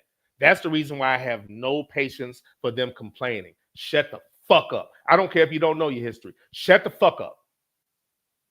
Shut the fuck up complaining about black people speaking about the truth that you don't want to hear. If you're not going to be part of the problem, the least you can do is shut the fuck up. And they won't even do that. What about those motherfuckers that sued a group that gave startup money to black women and a bunch of fucking white people said, that's racist. Y'all can't do that. Ha, ha, ha, ha. And a fucking white justice system decided it's racist. You can't just give money to black women. So even when we're doing it for ourselves, you're complaining. Die. Meant what the fuck I said. That's a horrible fucking person. So you're not going to admit to being a piece of shit. You're not going to try to give us anything for being a piece of shit. But when we help ourselves, you're going to stop that because I don't like that. You're giving money just to black women. I want some of that too. I'm white. I deserve some money. You can catch an aluminum bat to the head. Black people have never been fucked up like that. Ever. I wish we were. I wish we were as they described us because they could feel some of this goddamn pain. I wish black people were as crazy as they depict us to be. I wish we were. We're not. We're not. If we were, they couldn't get away with this shit. Complaining about nothing. Again, this is the Underground Railroad Show hosted by your boy, That Ninja. The analogy I'll draw, as I always say, bears repeating. I say the shit all the damn time. Being black in America is just like, if you want to know the difference between being black and white in America and why black people, why you can't expect us to empathize with white complaints. And hear me out if you're listening. This is the difference between being black and white in America. Being black is like being in the middle of the fucking ocean. Anybody that's ever been on a cruise or, you know what I'm saying, actually been out in the middle of the ocean when you can't see shit but water, the first time that happens and you look around and there's nothing but water, you can't see shit but water, that's a different feeling. So being in the middle of the ocean, all you see is water. You're treading water, trying to stay alive, avoiding sharks, eels, whatever's in the goddamn water you have to deal with, avoiding all of these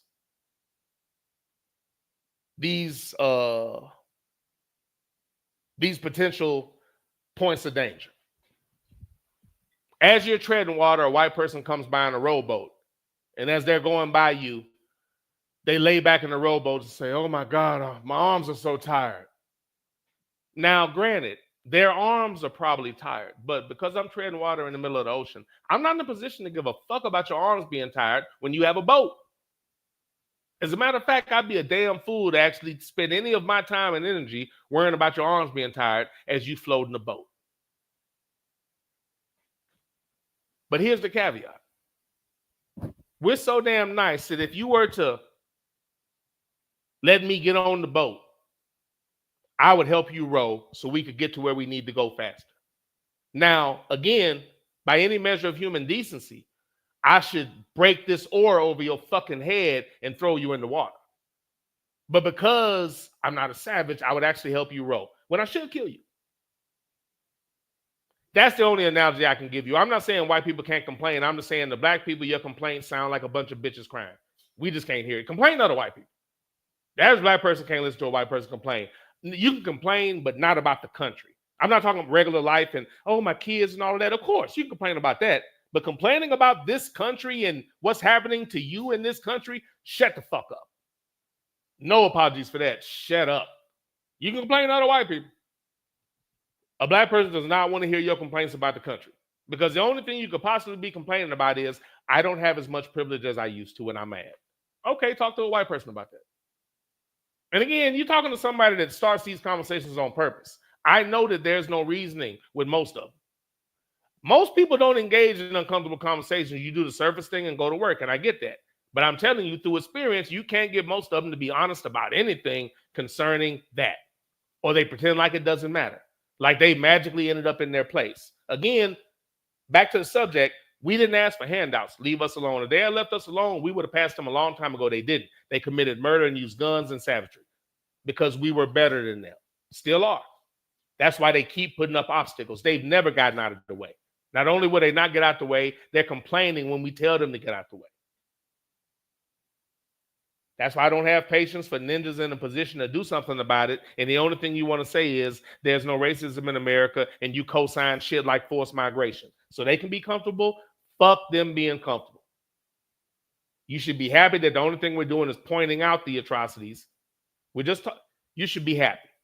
As a white dude was talking to Malcolm X one time, and he's like, well, why aren't y'all, if this is the case, why aren't y'all doing anything? He said, you should be glad we're not. And he gave him that little smile. But, I digress. Back to the chat.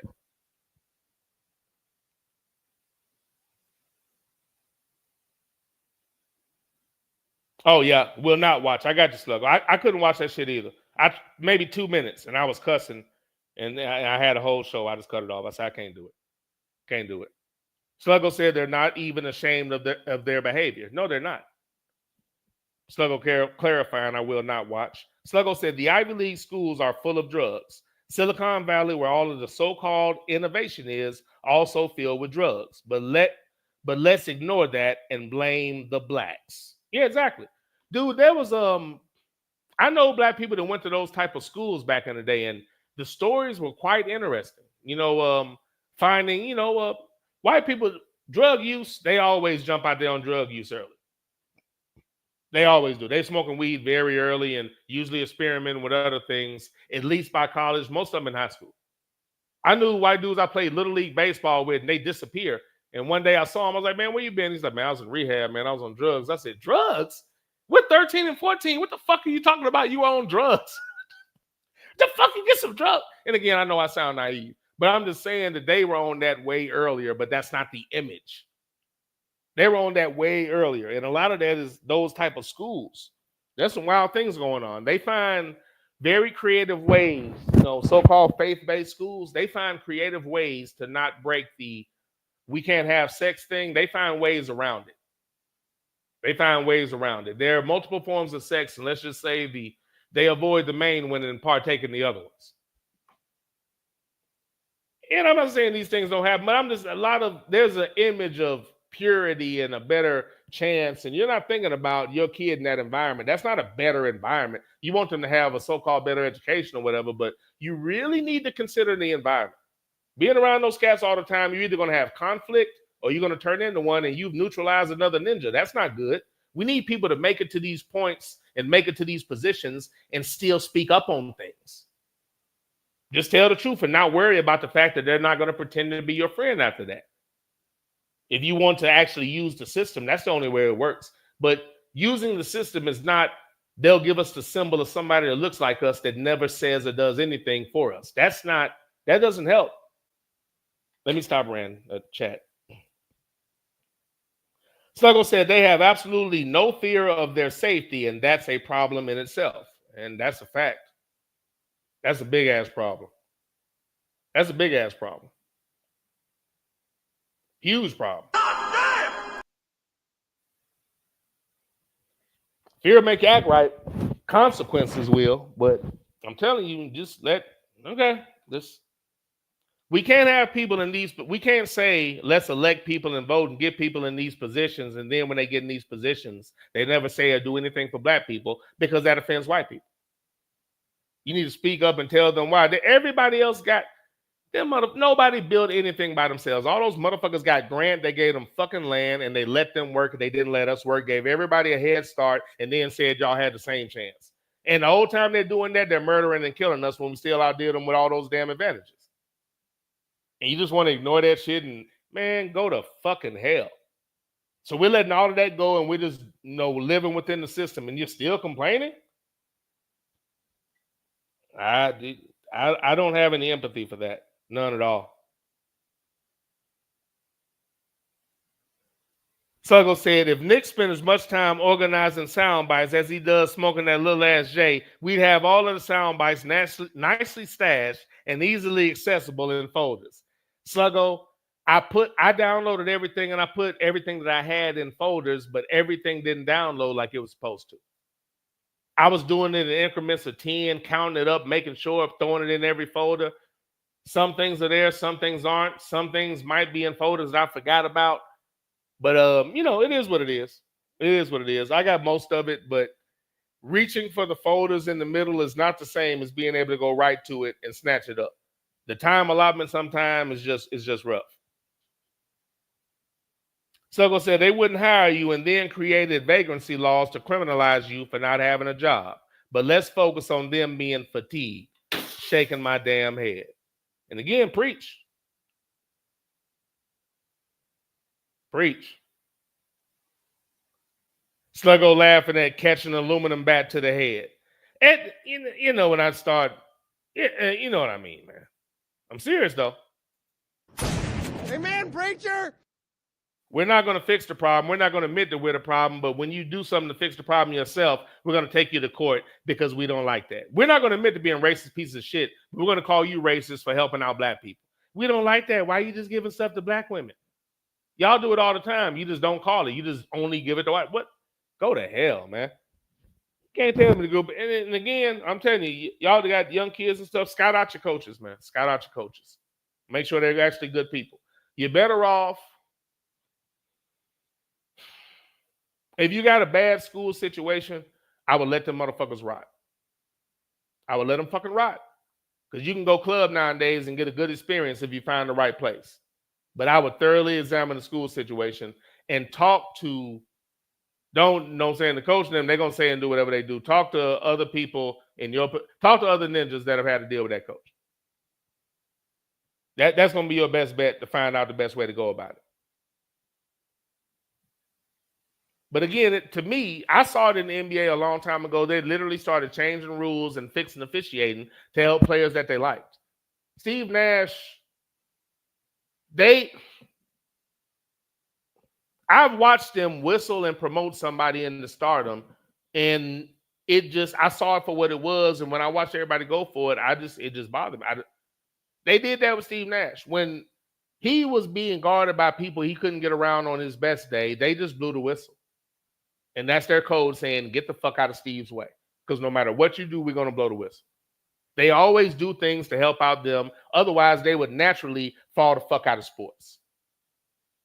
That's why they let that dude that everybody thinks is so good shove everybody out the way and shoot a shot after he pushes people out the way, and they say he's tough. A lot of ninjas that so many people call garbage and average, and there are a billion jokes about them, do you know what they could do if they were allowed to push people out the fucking way and then shoot and the whistle never blows? When you foul people, they never call it, but when people don't foul you and they close, they blow it so you can get help. When ninjas do things in sports, they do it on their own. They don't get help. They actually help them out to be relevant in sports. That's how fragile they are. They have to see somebody like them. So they adjust the rules to make them relevant. That's why they cheated for Quagmire. They let HGH cheat because they have to have that. Otherwise, they don't want to watch. Anyway, I digress, man. Snuggle says, supreme beings don't need to sabotage their perceived competition. Their cream has never risen to the top without interference. Amen, preacher! The truth is for everybody, but everybody might not be for the truth.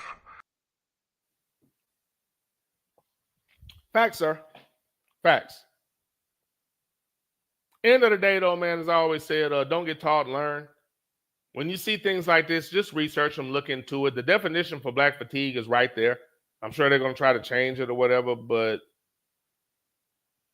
again, the caucasity to complain about, instead of being grateful for the lack of physical harm, they're actually complaining and saying, not only do I not want physical harm, I want you to shut. Again, man, as a matter of fact, I don't even know if it's okay for me to play it. I'm playing it anyway.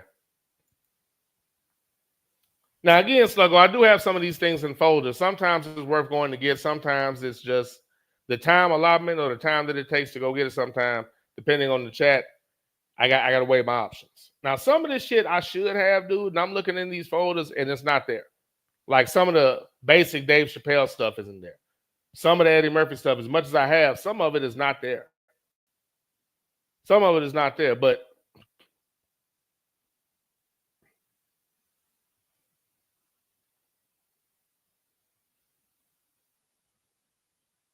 this is something different, but this kind of lends to the point.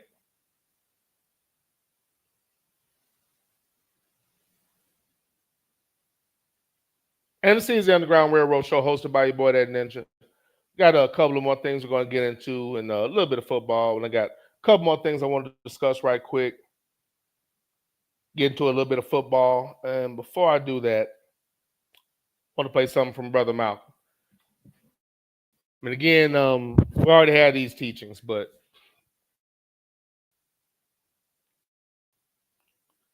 now I should have this.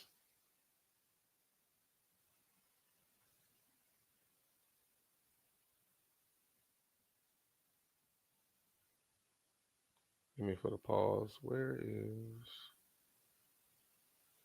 That's crazy. Why would I not?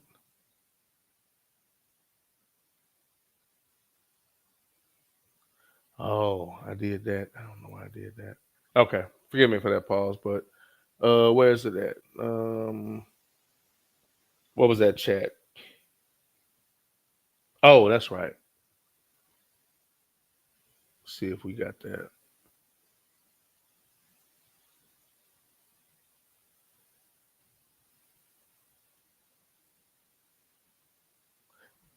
And this is the Underground Railroad Show. Title of today's show is Black Fatigue, discussing how it's being recontextualized in real time.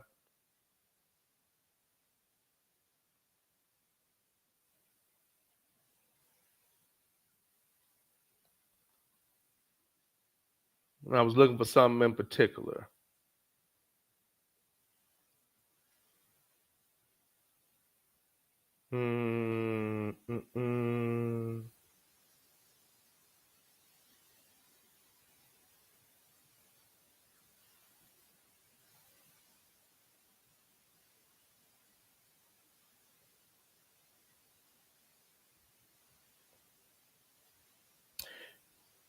And this is why I don't like to pause. I had something I was trying to grab, and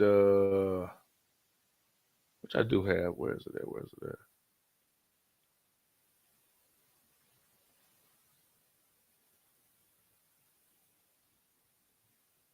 Oh, you know what? I got a better one. Let me just do this. I can do this. Now, I know for a fact I should have this on here. There's no fucking way. So that's not on here? That's fucking crazy.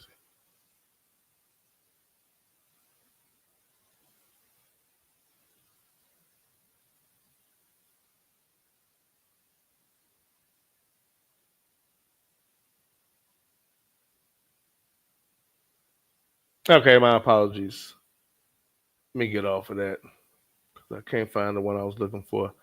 I'll do this.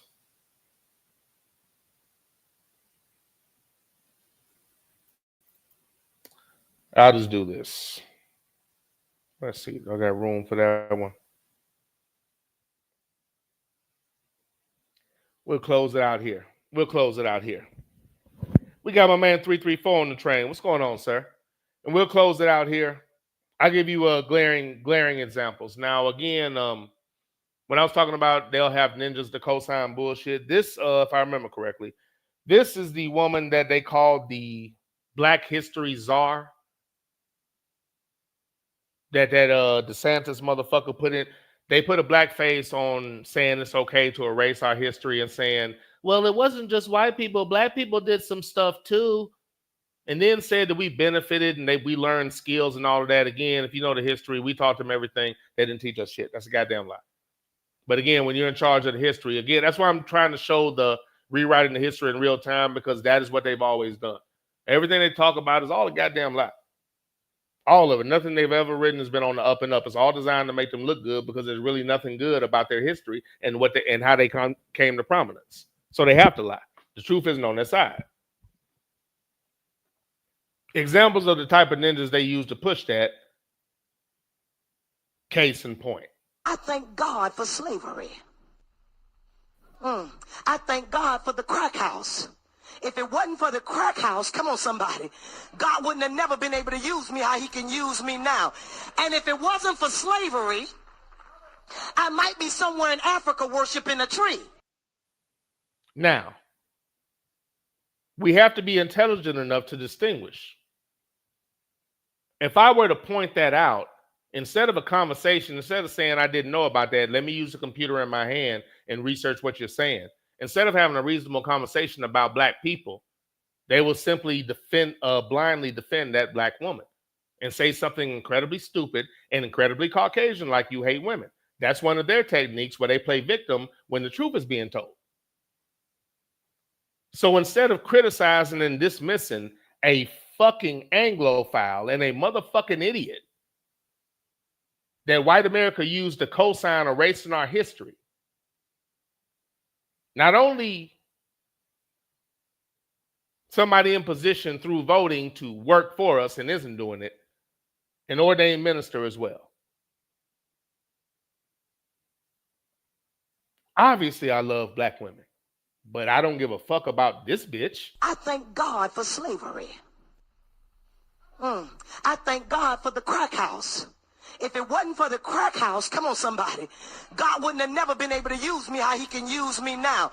And if it wasn't for slavery, I might be somewhere in Africa worshiping a tree. Number one, no accountability. She had no accountability for being a crackhead. If you want to say somebody snuck it in on me or America put this out and we didn't think it was going to be like this, because they put it out on purpose. Make no mistake about it. You could say that. You didn't get none of that. You said God wanted you to be a dumb crackhead motherfucker. No, you just fucked up or you made a mistake or you fell victim to that trap. Then you turn around and say some bullshit about Africa that only a dumbass white person would say to tell some jokes. Worshiping a tree. Again, you don't know anything about your own damn history. Now, and understand what I'm saying. I don't give a damn about her being a pastor because she influences people, and I don't need people influenced by somebody that's stupid. 2, I don't give a damn about her working in public office when you're supposed to represent us, and that's who you are. I don't give a damn about her in those 2 positions because nothing about that dumb motherfucker represents me. If you want to talk about black women and respecting black women and the type of black women we need in that position and the type of things they need to say, example A, Miss Carol Anderson. Don't see it. And so I set out to blow graphite onto that fingerprint, to be able to trace white rage throughout time, not all the way back to time immemorial with the dinosaurs, but at least up to the Civil War all the way through to 2016. And one of the things that became clear to me as I started thinking through how white rage works, it became clear to me that the presence of black people was not the trigger for white rage. There's that stunned, almost, what you talking about, Willis? Look. It is the presence of black people with ambition. The presence of black people with drive. The presence of black people with aspirations. The presence of black people who achieve. It's the presence of black people who refuse to accept their subjugation.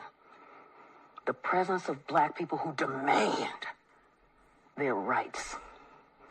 That's the trigger for white rage. And this society has therefore punished black resilience and black resolve. You're a goddamn genius. That's the most outstanding answer I've ever heard. You must have a goddamn IQ of 160. Now, that's what we need in office, somebody willing to articulate themselves and tell the truth. I can support that. But just because you can't blindly... Ninjas are so quick to criticize ninjas in sports because white America tells you to. You watch it on TV. Oh, let me criticize them. It's on TV. I guess I need to criticize them. But you have this staunch, I'm not going to say nothing about a black person when they're going for office or something that matters. But you're worried about rappers and athletes. Pretty fucking stupid. It's actually backwards. The rapper and the athlete, that doesn't really affect you. This person running for president, vice president, congresswoman, senator, that affects your ass. That's the person that deserves to be microanalyzed, not an athlete. An athlete never made your kid do a fucking thing. That's something, why, you want to know how much they don't take responsibility for their kids. When their kids fucked up, they say some nigga on TV did it. Some rapper, some athlete. Not their parenting. You know how many times I've heard I don't need my kid influenced by an athlete doing this? I've never heard a parent give an athlete credit for their kid being good at a sport. Like, my kid is really good at basketball because he watched Michael Jordan all the time. No, when they're good at something, it's you. It's your parenting. It's your teaching. It's your DNA. It's all you. When they do bad shit, it's somebody else. It's the TV. It's that friend at school or some shit. It's a lack of accountability, a lack of responsibility by the kid and you as a parent. You didn't do it. Your parenting only counts for good shit. When they fuck up, it's outside influence. Sluggo said, we came over here with skills, which is why they dragged us over here in the first place. How many times did they fail to build America? Far too many to count. Yeah, facts. We came over here with those skills. We taught them those skills years ago for over, God damn it. I need to go back to those dates for the Moors. The last year was 1492. But for prior to that, for multiple generations, about 8 to 10 generations, the Moors ruled Spain. Spain was filthy. They didn't bathe themselves. The Moors taught them how to bathe. The Moors made sidewalks, paved streets, lights, built libraries. There were no libraries in Europe. There was like one or two. The Moors had over 70-something fucking libraries throughout Moorish Spain. There were more bathhouses than libraries because that's how much the Moors believed in bathing. In ancient Kemet, after years, because we're not savages, black people allowed some Europeans to come to the mystery schools. And they would learn and go back home and say, I'm the father of this, I'm the father of that. They'd act like they invented something when they were taught. So tell me, how can a place that came and civilized Europe, how can people that came from a place that civilized Europe then somehow be taught by, it doesn't work. There's no way that the more civilized Europe and somehow those same uncivilized, non-bathing people turned around and taught us a skill. That's a goddamn lie. We just weren't savages looking to conquer the world. We were in a rich continent. We had everything that we needed. And, to a degree, that's not true, but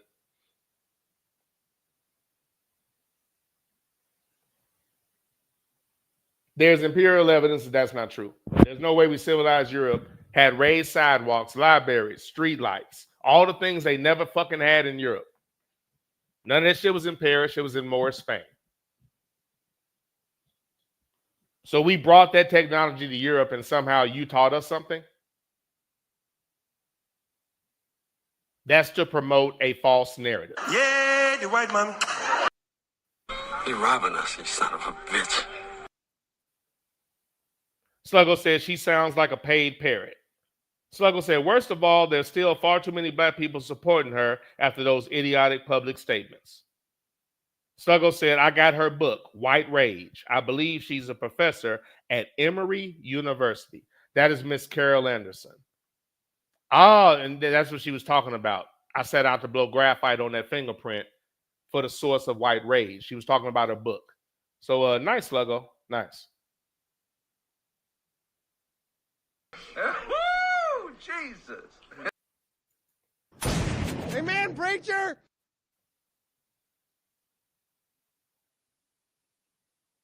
This is the Underground Railroad Show hosted by your boy, that Ninja. Let me get back to these. All right, so let's go here.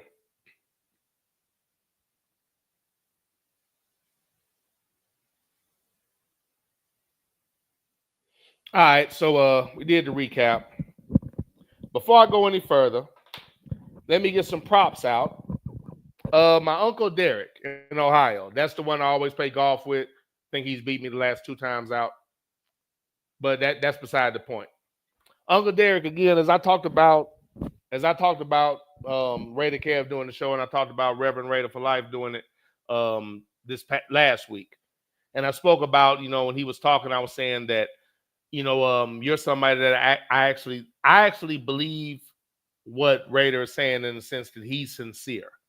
So I think he would actually do his best to try to do what's best for the people if he was put in the position that I think some of these other individuals are put in.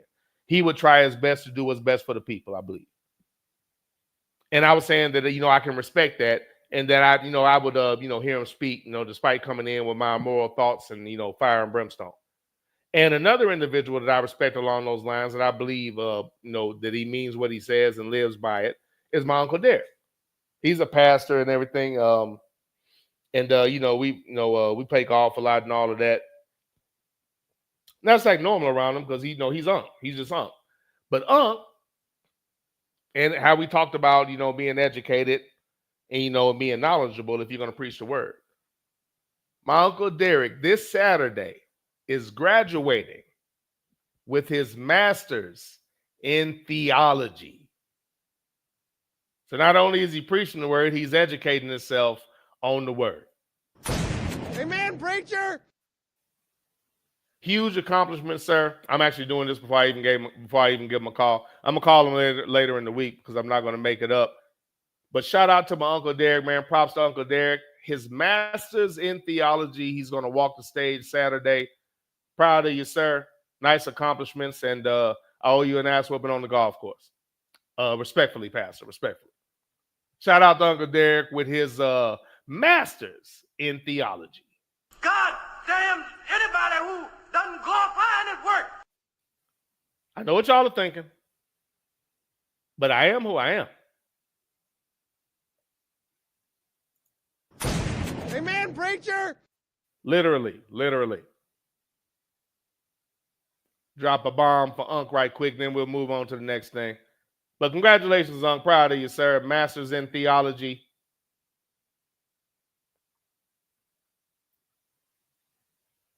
And Unc has his own church, which he's had for some years now. They've, God, if I had to guess, I'm trying to guess how long. I think it's been less than a decade, but, they've had it for a little while now.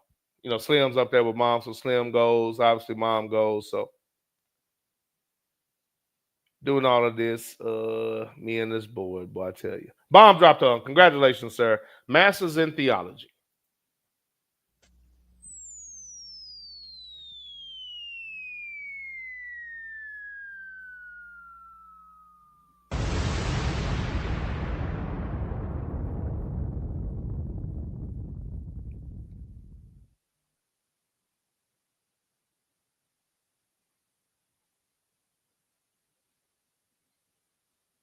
One more thing I want to talk about, and I think I'm going to get into a little bit of football, depending on where I'm at time-wise.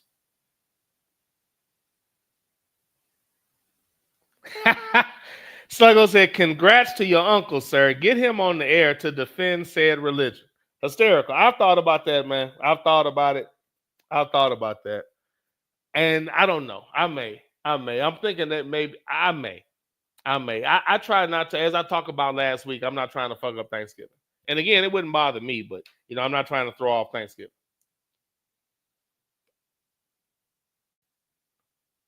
Hey, what's funny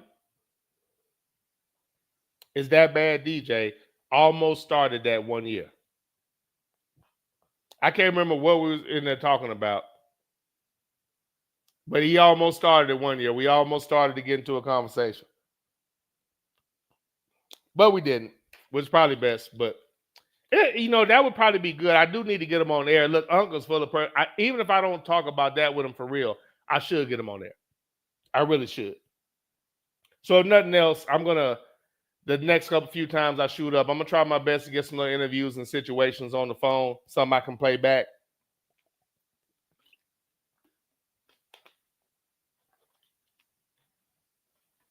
Maybe I take the whole setup and I can do a little offline thing, but I'll see. I may do that. I may, sir. I may.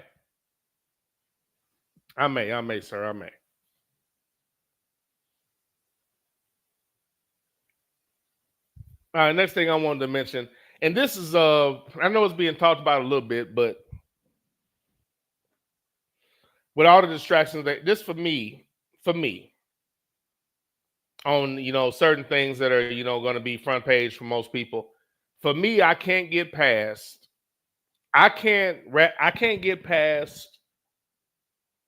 horrific crimes committed to Black people. Nothing happens, but then the same system always finds a way to reach and stretch a law to get ninjas that have been successful in the system. And it's been multiples. And every time they do it, on the other side, there are some white people that should be in the system or doing some horrific shit, and everybody's attention is on the bullshit. Now, right now, that I don't really have much to say about that. When I do, it's not going to be all the simple shit I'm hearing. So I'm good. I just that's not going to consume me. Mainly because I can't get past watching crimes happen with all the evidence in the world. Nothing happens, but then that same system turns around and enhances a law to get a ninja the most time they could possibly give them, and I'm supposed to be behind that. That doesn't make sense to me. That's because I kind of look at it for what it is. I know they'll do that to any of us, but I don't know. I think that some ninjas actually believe you don't get arrested unless you do something wrong, or they don't. I don't know. But I've watched too many white people walk to get excited about anything that the system is doing. I can't get past that. Therefore, that's why I never have, and I probably never will be on things like that. When they had the cat in jail and over rap lyrics, And at the same time, but white people had just got done storming the Capitol. They were letting them off. And you got a black woman going after a nigga for rap lyrics. I didn't have a lot of criticism for him, but I was surprised that so many people just speak about the law like it's some type of real thing. They apply that shit when they want to, mainly towards us. And for them just to be confused about that at that point, at this point, it's so weird to me. They'll make up shit. They'll go out of their way to make sure that a Kyle Rittenhouse doesn't get convicted, but you're fabricating things to make sure that this person at least has their credibility shot and has their pockets drained. And I'm talking about multiple people. Every time white people were doing some really wild shit, they were going after some ninja in the court system over something that they really had to reach for. Something obscure that they really had to reach for that isn't necessarily proven, but we know certain things that are factual and nothing happens. It's hard for me to get into that. So that's just something I'm not willing to talk about just because of that. I just can't say, okay, they're fucked up. They never convict white people of anything. But in this case, I'm going to be all with them because they're doing the right thing in this instance because they're moral right now for some reason. I'm good. That's why you didn't hear me talking about the R&B singer. You're not going to hear me talk about this producer. I didn't have nothing to say about that rapper. Everybody they do that shit to, I'm good. Until they start throwing white people in for crimes that you don't even need all this evidence for. When you have all of this shit where you can throw these motherfuckers away and you're breaking your neck to not do it, but then you're reaching to get niggas in jail that have found a way to make it in America, I'm good. I can't cheer for that. So that is what it is, but I'm good on cheering for that. And again, I'm not an internet cat, so I'm not privy to all the stupid shit that people see and they just feel they have to do. That shit just doesn't affect me. It just never has. But meanwhile, while they're doing all of that, ICE is going around just snatching up Mexicans. And it's not being talked about much, but they're actually going around snatching motherfuckers. They were in Huntsville. Huntsville Police Department was driving around, showing them the areas where Mexicans frequent and where they live. And ICE is out there in undercover vehicles jumping out, asking for IDs and snatching people up. One person that works for the company that I work for is back in Guatemala right now. And in the same breath, white South Africans that never should have been in that fucking country in the first place are being given asylum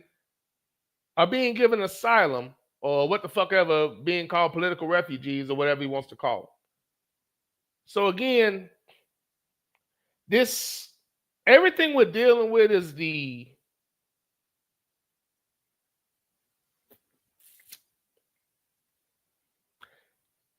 if the current state of the country is not going to be addressed by black people as white people fucking up, we might as well stop talking about this shit.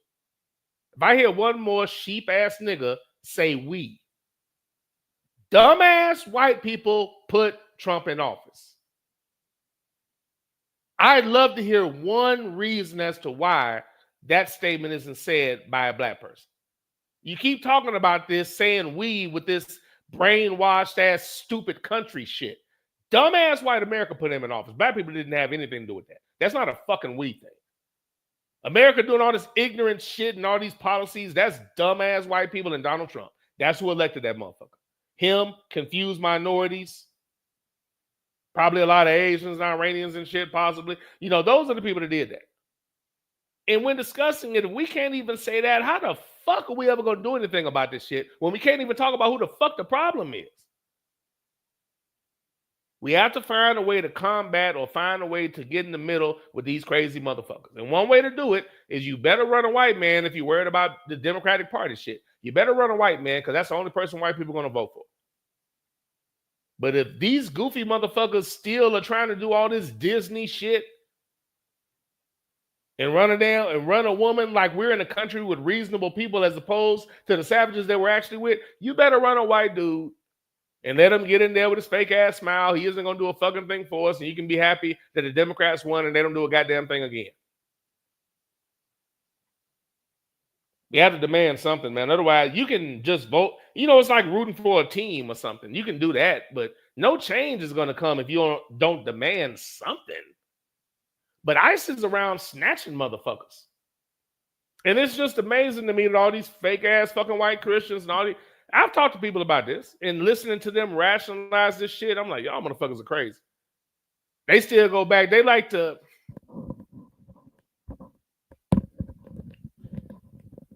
That must be a white term because I actually heard a white dude use some form of forced migration when talking about slavery when they want to gloss over that, talking about a labor force. Forced labor is a better term. Labor force cannot be said when you're talking about black people. That's a stupid ass statement. And then when black people didn't want to do the job, no, that's not true either. That's not true either. We wanted to work, they wouldn't let us work. They brought in all your ancestors first and let them work. Then after y'all got so much wealth, they let us get mediocre jobs where you didn't pay us right, had to deal with fucked up treatment. And if we said something, we lost a job. Probably got arrested. So I mean, yeah, there's a goddamn difference. So when we're talking about what the pressures that we deal with, why so many ninjas leave here earlier than they should, and all of this shit, instead of that being discussed and talked about, and I know I read it off on that earlier, but that should actually be, that's something useful for us to learn. A lot of the stupid shit we learn in class, that shit doesn't benefit us. When they're learning this false ass white history, we should probably be doing something like that. Then this rewritten ass bullshit they're trying to teach us. But again, just speaking about how casually ICE is going around just snatching up people. And this is what I don't think some ninjas get. Number one, we're always under attack. But you actually think they're going after them now and they're not going to be fucking with us next? One of the worst things I think that ever happened was desegregation. So many ninjas are so happy to belong to something and feel, happy to be the only. They feel like they're beyond this shit. And they don't see the country for what the fuck it is. Shit is not cute at all. This shit isn't cute at all. And you're bringing in South Africans? That's some of the worst white people that have ever fucking lived. Are you kidding me right about now? What the hell's going on?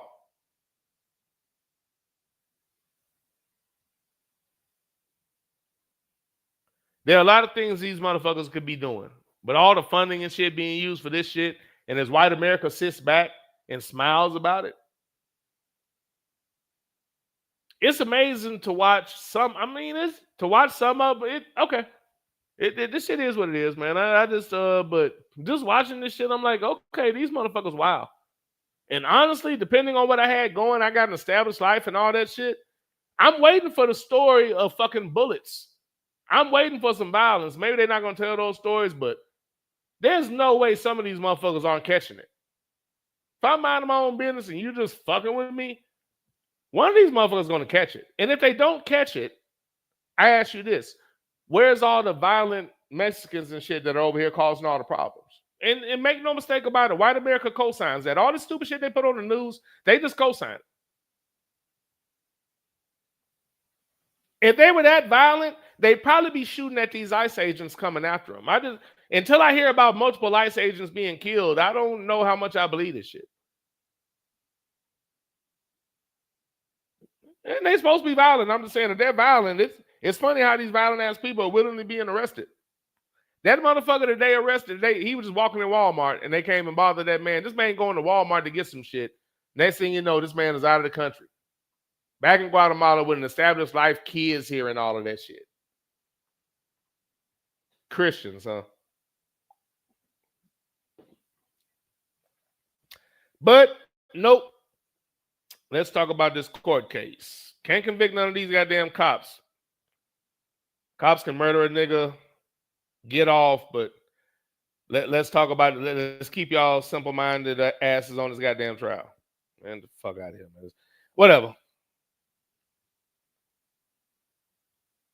Sluggo said, some old hags are now blaming Smokey Robinson and his wife with the same type of crimes they accused Bill Cosby of committing. Yeah, that's all distraction. I know you're not saying that, but again, that's how simple some niggas are. Again, y'all don't know smear campaign. White America and this news in this country can't tell me anything about a black person. And I just think niggas are weird when they want to listen to this shit. But again, I'm rare. I'm really unplugged. I'm not victim to. I don't have this insatiable need to turn on the TV so they can tell me how they feel about something. Because they've shown me they have no credibility. So I literally don't give a fuck about anything they have to say. I've watched them criminalize black victims and give a pass to white savages and police officers over and over again. These same people cannot then turn around and tell me something else. I'm like, oh, let me listen to it. It's fucking stupid to me. We should have a way shorter fuse with them than we do with each other, and that's not the case. But after that damn shot and after this election, that just showed me they can still turn a large portion of Black America and the internet. They can still turn a large portion of Black America just like that, with just a few news stories and a few little things and put some shit on the internet. Not about a week or two, everybody just echoing that shit. It's fucking crazy to me.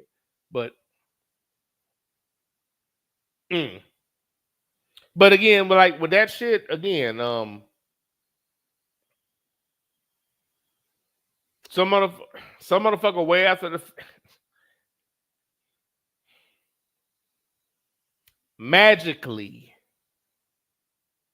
every Black person with influence and shit is just committing some type of crime. Again, it's okay, man. I'm good, man. I'm good. Every time white people are fucking up, here comes some story about a nigga that did something. And I'm supposed to take these ignorant back. The president is a criminal with a bunch of stupid ass, ignorant white people putting him in office. Hear what I said? Not people with their own opinions. Stupid ass, ignorant, dumb ass white people. The people that voted for him, bunch of dumb motherfuckers. You can do that, but never claim Christianity and morality again. You're a fucking devil and you like being one. Not only did they not put him in jail, they elected him president. And this same system goes after the nigga and I'm supposed to be cheering.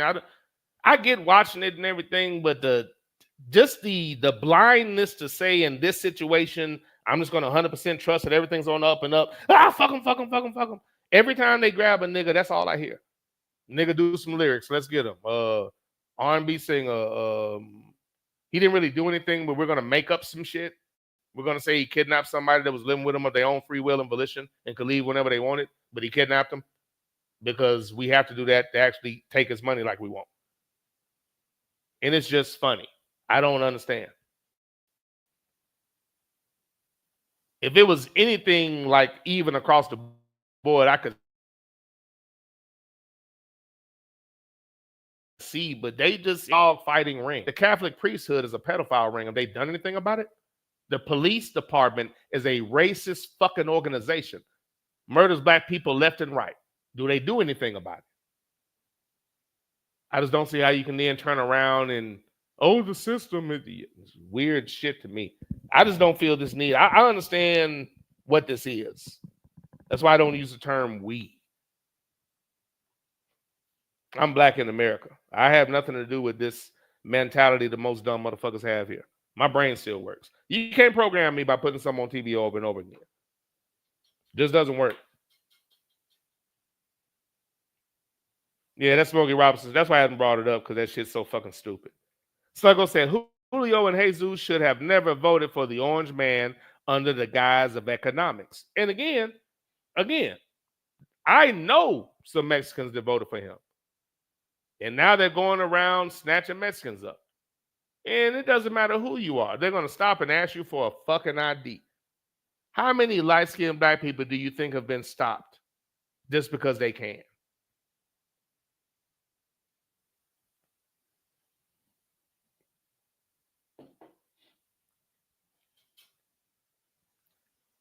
Coming aboard the train to his usual bomb drop for slapping the sauce out of his wife's hands when she tried to apply it to my ribs. True story. Big time contributor, big time passenger on the train. I thank you for taking the time to come aboard, sir. We give you none other than the great Sidney Jackson.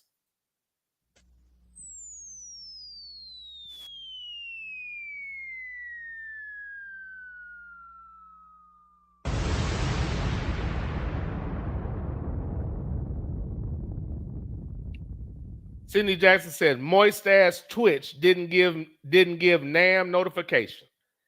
Man, I sent it out on all the normal platforms, sir. I sent it out on all the normal platforms, but I wouldn't doubt it. Excuse me.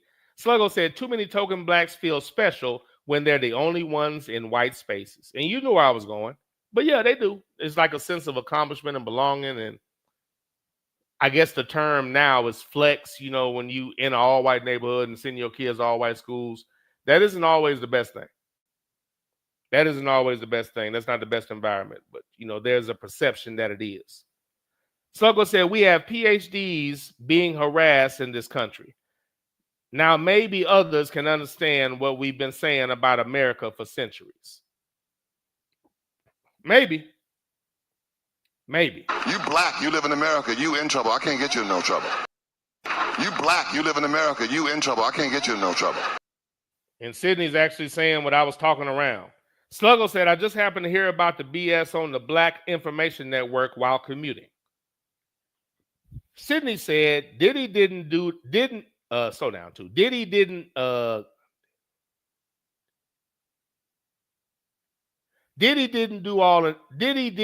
shit. All of that shit. Diddy's more of a white acting man with black skin. Him, Epstein, Cheeto, Vince McMahon, and all those January 6th terrorists should be beaten asleep in prison. No, I spoke to 334. I thought I did. Yeah, I did. I think y'all missed it, but I spoke. We got my man 334 Bama on the train. What's going on, sir? No, I spoke to 334 when he came in. And if I did, my apologies, sir. Thank you for coming in, 334. Who's youngin' is getting a lot of looks. I asked him, was all of these looks due to the play on the field, or was some of it from that combine that I was surprised that they have in Florida? They do a whole combine for high school. And he said that some of the combine things had something to do with it. And I don't think he minds me saying, but namely that 4.5 that he ran. That's why I had such a reaction when he told us on air that he ran a 4.5. That is significant for a lineman and or linebacker, especially considering that 4.4 is probably on the way. Let me get this towel off my cord before I mess something up. But yeah, that's significant. That's quite significant. Sluggo said, too many token blacks feel special. No, I read that, my bad.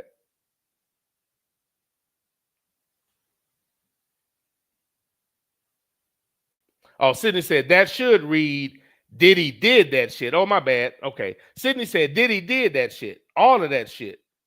Diddy's more of a white man acting like in black skin. Oh, okay, I got you. I guess my thing about that is he did a bunch of shit, but as far as I'm looking at, the charges have nothing to, like, if he did a bunch of like fucking and weird shit, that's fine. But I'm sorry, like none of that has anything to do with federal raids and all of this shit. This is way too much. This is way too extra. Like I'm trying to figure out what the crime is, I guess. But they're basically trying to say, I don't know what, state lines or RICO, whatever the hell. But my thing is the law they're making up. Like whatever charge, like, okay, R. Kelly did something, but the charge was bullshit. He may have done something, but the charge is bullshit. Same thing with the rapping nigga. The president has said way worse than any lyric that nigga wrote, but is that cracker in jail? No. But that is what it is. But again, I'm not watching any of this shit. I just know that what he's charged with and what they're talking about. If he had actually done like something that warrants the charges, I would hear about something other than stupid shit like did this or this thing or that thing or he had this much of that. I haven't, like, if it was like real shit, I would figure out here's some real shit by now. But all I'm hearing is crazy and ignorant, whatever sick shit he may have did. But I ain't heard nothing that has something to do with the charges. And I guess that's my thing. It's no different. Like the R&B nigga didn't kidnap anybody. Like if you want to charge him with something, charge him with something. But you're making up shit. But meanwhile, crackers killing niggas on TV, and it's just they were doing their job. They resisted. His arm moved a little bit. It did. That same system can't turn around and do this and expect me to give a fuck. I really don't. I ain't gonna bother with. I don't got a dog in the fight and all of that. I don't condone what he's doing. I don't need to say all that. What I'm saying is I can't fuck with this system. Period. I don't. I just don't think that. I ain't saying you're saying this, but I'm saying this for me. The reason why I don't never talk about the shit is when I watch them let every white person off, no matter what the fuck they do, they can't turn around and saw the rest of the niggas, and I'm cheering. That doesn't make sense to me. And if all this motherfucker did was fuck people and had a broad to let him do shit, and you just want to make up a charge saying that I'm good, bro. Motherfuckers do what they do. And people have always sat around and sat around and dealt with shit for a lifestyle. I like this image. I'm doing this. I got this bread. I get to do these type of things, so I'll tolerate it. It can be as disgusting as it wants to be, but show me a crime. there was something committed, but all of this shit that should have happened to all of these crazy crackers and all these police forces and all these motherfucking militias that they know about, raids and shit, that should be happening to all these crazy ass crackers. All these January 6th motherfuckers, that's what I should have been seeing. Motherfuckers try to take over the country, ain't nothing. But this is basically what I'm saying is all the extra shit is because he's a nigga. And regardless of whatever the hell happened, that shit still ain't cute to me. And I know some people hear that and say you're defending. No, I haven't even watched anything. But I can't get with the fact anytime a nigga does anything, let's amp it up and make it more than what it is. And white person does something, let's downplay it and make them a victim. I can't. I'm good. I'm good. I'm good. It is what it is. But I'll say this though. They got niggas with that shit. As long as that shit's on, that's all niggas gonna be talking about. That's all I hear. Every time I see a little meme or a joke or something, is that. And I get it. I'm not being dismissive to people that are talking about it. It's just that personally, man, I don't give a shit. So like, and I know how I come off as dismissive. So for people that have like people have, not a lot, but there's been a couple little posts about it in my thing, and I'll delete the shit. I'm just good on what everybody else is talking about, man. I'm good. And again, the reason why I'll tell you why I'm like this, because there's been like really real shit and important shit that'll come up and nobody will have an opinion. But every time they do this, niggas are just all in, and that bothers me. Peyton Manning raped somebody at Tennessee. I can't tell you how many times I brought it up and nobody cared. White America goes after niggas, and that's all niggas talk about. That's always going to bother me. I just can't be a part of it. That's all. It just is. I hate how most of us are so programmed. And Sydney, I'm not even talking about you. I'm just saying I hate the way that it's so predictable and easy. White people can do the most. Most niggas don't even know what happened in Buffalo with Peyton Gendron and the 10 black people he murdered. Elderly black people in the grocery store just because they were black. No news, no coverage. Nobody talks about it, nothing.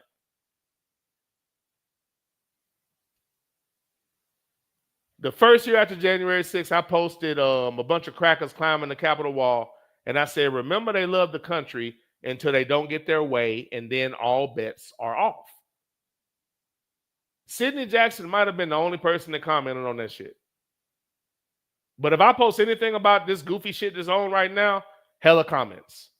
Mentally, we're not where we need to be. White people are so on code, they'll see some fucked up shit, and they will go with the white explanation of, he was moving, so the police had to shoot him 87 times. All that shit. We're so not on code, man. We're not on code. We're not ready for war. We're so not. I don't want to use the term give up, but I've completely, outside of a small faction, myself and a small group and us being straight, it's hard to have an expectation of us as a whole getting it. We can't get past the obstacles, man. It's really bad. Sidney said, it's only 1 week into the trial. I'm sure the more serious charges will come out with the diddler. All the whooping ninjas' asses, blowing up cars, kicking women, great minis, the G, and so on will come out. True, if the diddler was white, the world would never see the court. And that's all I'm saying.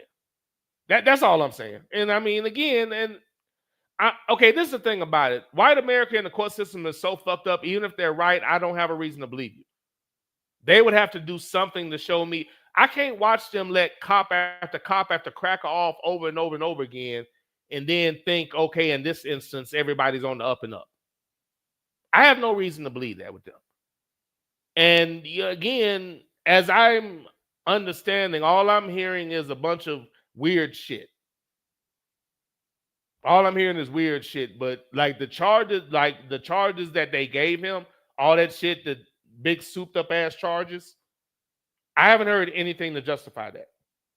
That's just, this is nigga, let's just do what we want to do anyway. Who cares? It's not like we really need evidence. Nigga in the court system, let's get them. That's something that will just never excite me. It'll never excite me, man. And again, like if people hear that and say you're defending them, then do what you do. But I'm not defending white America and acting like they righteous. They're not. I'm supposed to trust this system, these people. I have no reason to. Even if I didn't know the history of the country, I have no reason to, just on the things I've seen in my fucking lifetime. But knowing the history of this motherfucking, because I know that their behavior hasn't changed, they're doing the exact same shit. There's no change. The only reason it's not worse is because we fuck them up if they try to do any more than that. They can't go old school because a lot of them would be dead. But the behavior, the mentality, man, it hasn't fucking changed at all. And it's not going to because they don't want it to. They just want to stop complaining about it. Same system can't at any rate, man. At any rate. Sluggo said, preach, Nick. You're using deductive reasoning, sir. It's just again, I'm not even getting into the trial, but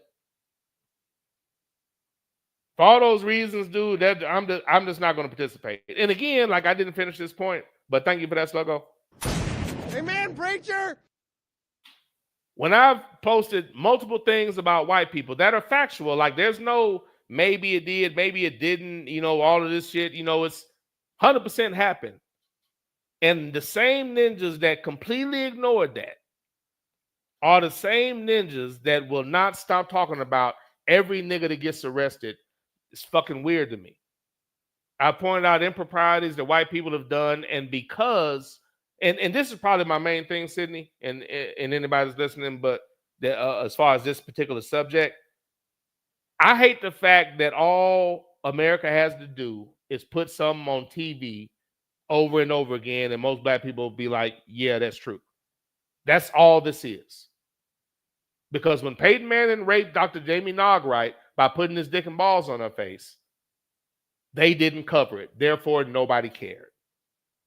When she went on a national news network to talk about it, Nightline or something, or the shit with the Big Show or whatever the fuck it is, coming on Letterman or whoever the motherfucker, not Letterman, but whatever that big head motherfucker's name is, Larry King, CNN, all that shit. She was on a big show talking about everything that happened. And the next day when I brought it up, nobody talked about it, but every single motherfucker that wouldn't talk about that is all over this shit. That's just a sign of how fucking stupid and programmable we are to me, man. I'm just, it's not even, I know they're not going to do it because white savagery doesn't bother them, but what bothers me is, to me, it seems like all they have to do is get on somebody and keep talking about it, and everybody else does it. They dictate what people get emotional about. That's why nobody knows about Buffalo and Peyton Gendron. That's why nobody talks about Ryan Palomino in Jacksonville.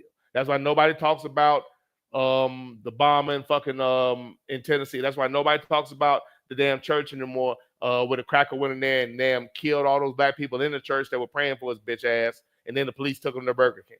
None of these things that get talked about all the time, none of these things really spark rage like they should.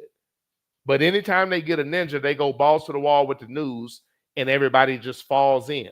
And me and Abraham were talking about this. It's just like when ninjas were posting like the French flag when whatever had happened, and everybody had the French flag on their avatar. You might want to study that country.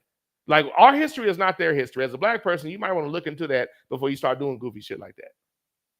This shit with the princess and the queen, like when the queen died, fuck that bitch. If you're black, fuck that bitch. But niggas, oh, the queen and shit, I'm like, God damn, bro, just whatever they talk about, you're going to talk about, huh? But I'm so engulfed in all of that shit and bothered by that. I've watched it too many times. And when I say it, even like, people I respect look at me and like, no, that ain't true. I'm like, I wish it wasn't. But I've watched it. I've watched real shit happen and nobody cared. And bullshit happen, and just because they won't stop talking about it, everybody's on it. And I'm on the outside looking in because, man, that shit doesn't affect me. So I'm always going to be looked at as crazy, but it's not relevant because a bunch of immoral people refuse to stop talking about it. And even if it is, it's the only thing going on. If the same attention was being given when white people fuck up, I could roll with that. But it's never the same. And there always has to be a media cosign, and I don't need a media cosign. So I guess that's at any rate, man. Let me stop. Sydney said, I've always hated Puff because he ruined so many classic Biggie songs with his pandemic of lameness and weak lyrics on the tracks. He did. But at least, I guess what I'm thinking about is No Limit. And Nobody got that worse than Mystical until he left there, because P would always put his untalented brother on his shit, and it brought the song down.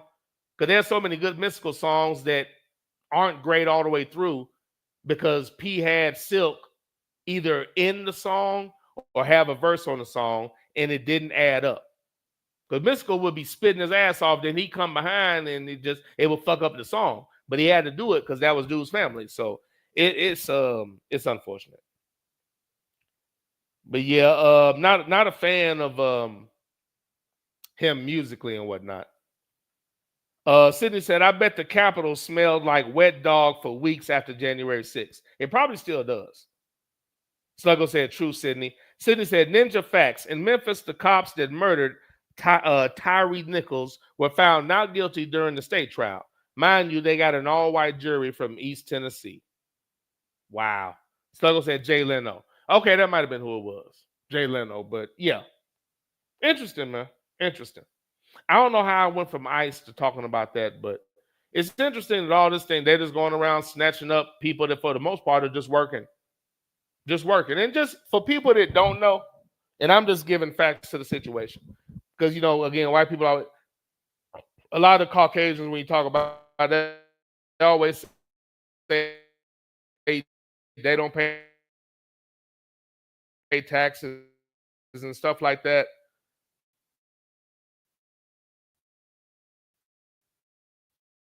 Who taxes out to say they actually do pay taxes, the ones that work.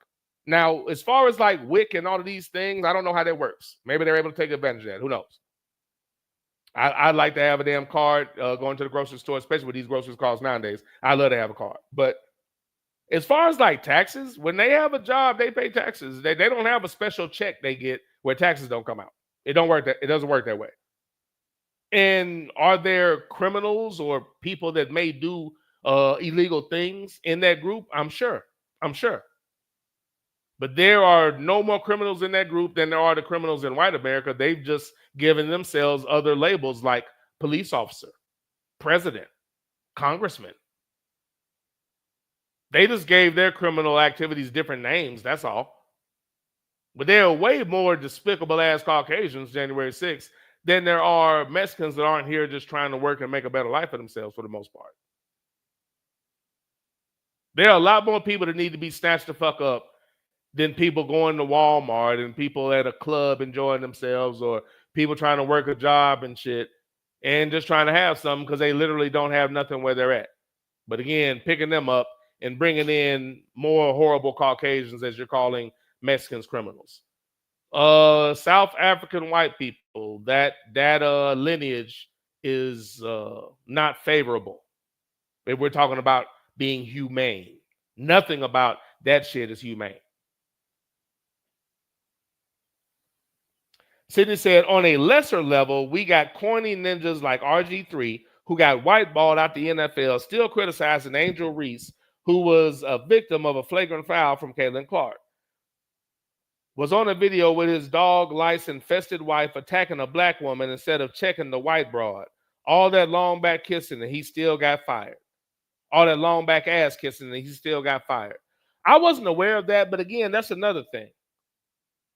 Like, again, I'm not into that shit, and I'm not going to saturate my show with that.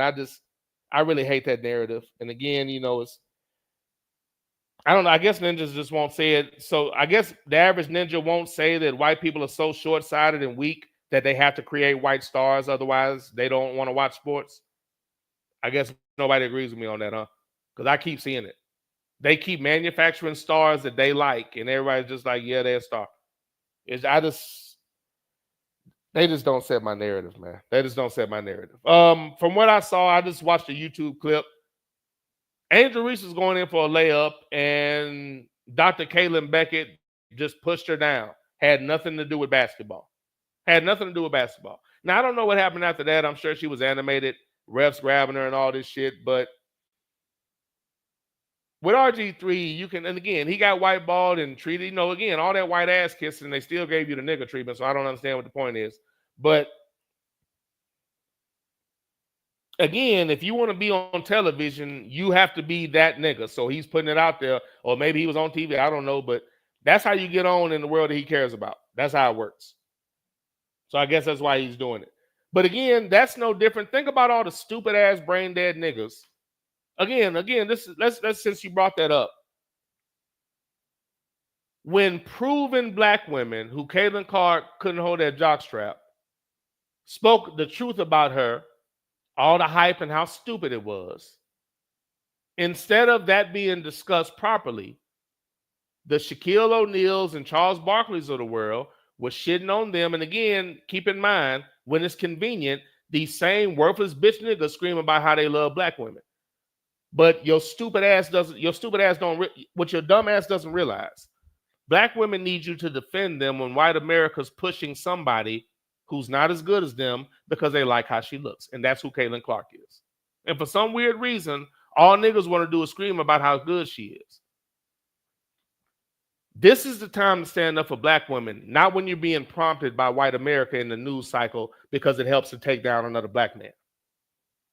Defend black women when white America is acting like some college broad who isn't even the best on her team is the greatest person in the league and is the only thing that they can talk about.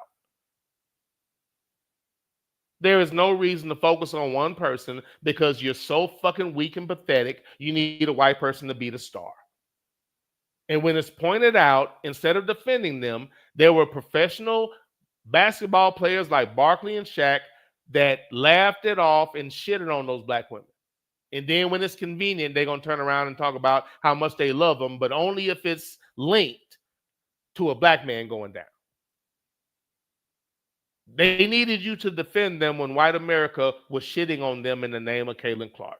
That's when black women needed you weak motherfuckers. Now when it's cute. Now when it's connected to, let's get this nigga, he allegedly said something to her that was very, very inappropriate, so we're going to make sure he never works again. You're hype about that. What they did to multiple black women last year and the last 2 years when they were doing their job and commentating about that broad, again, when you said it, it just jogged my memory again to how disappointed I am and how many black people are just fucking goofy. Lying and shitting on black women left and right, and it was co-signed in the name.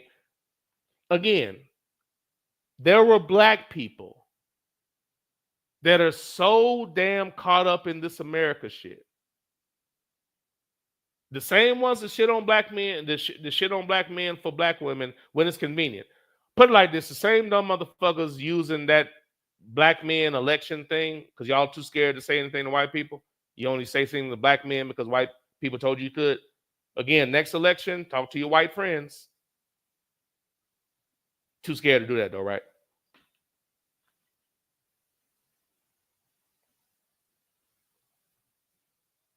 They were lying.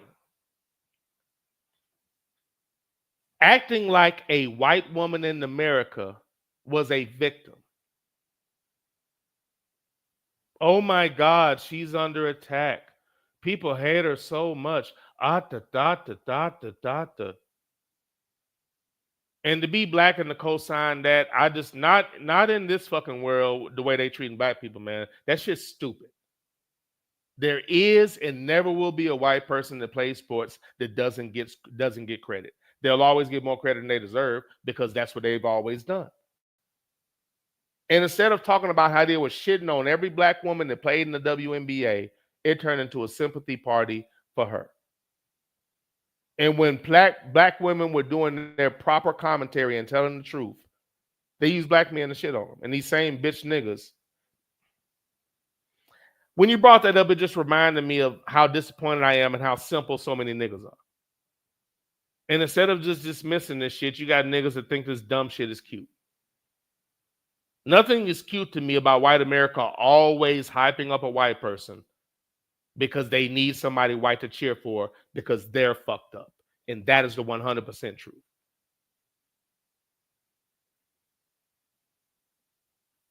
That was a bitch ass move. Again, I'm good, man. I just don't understand.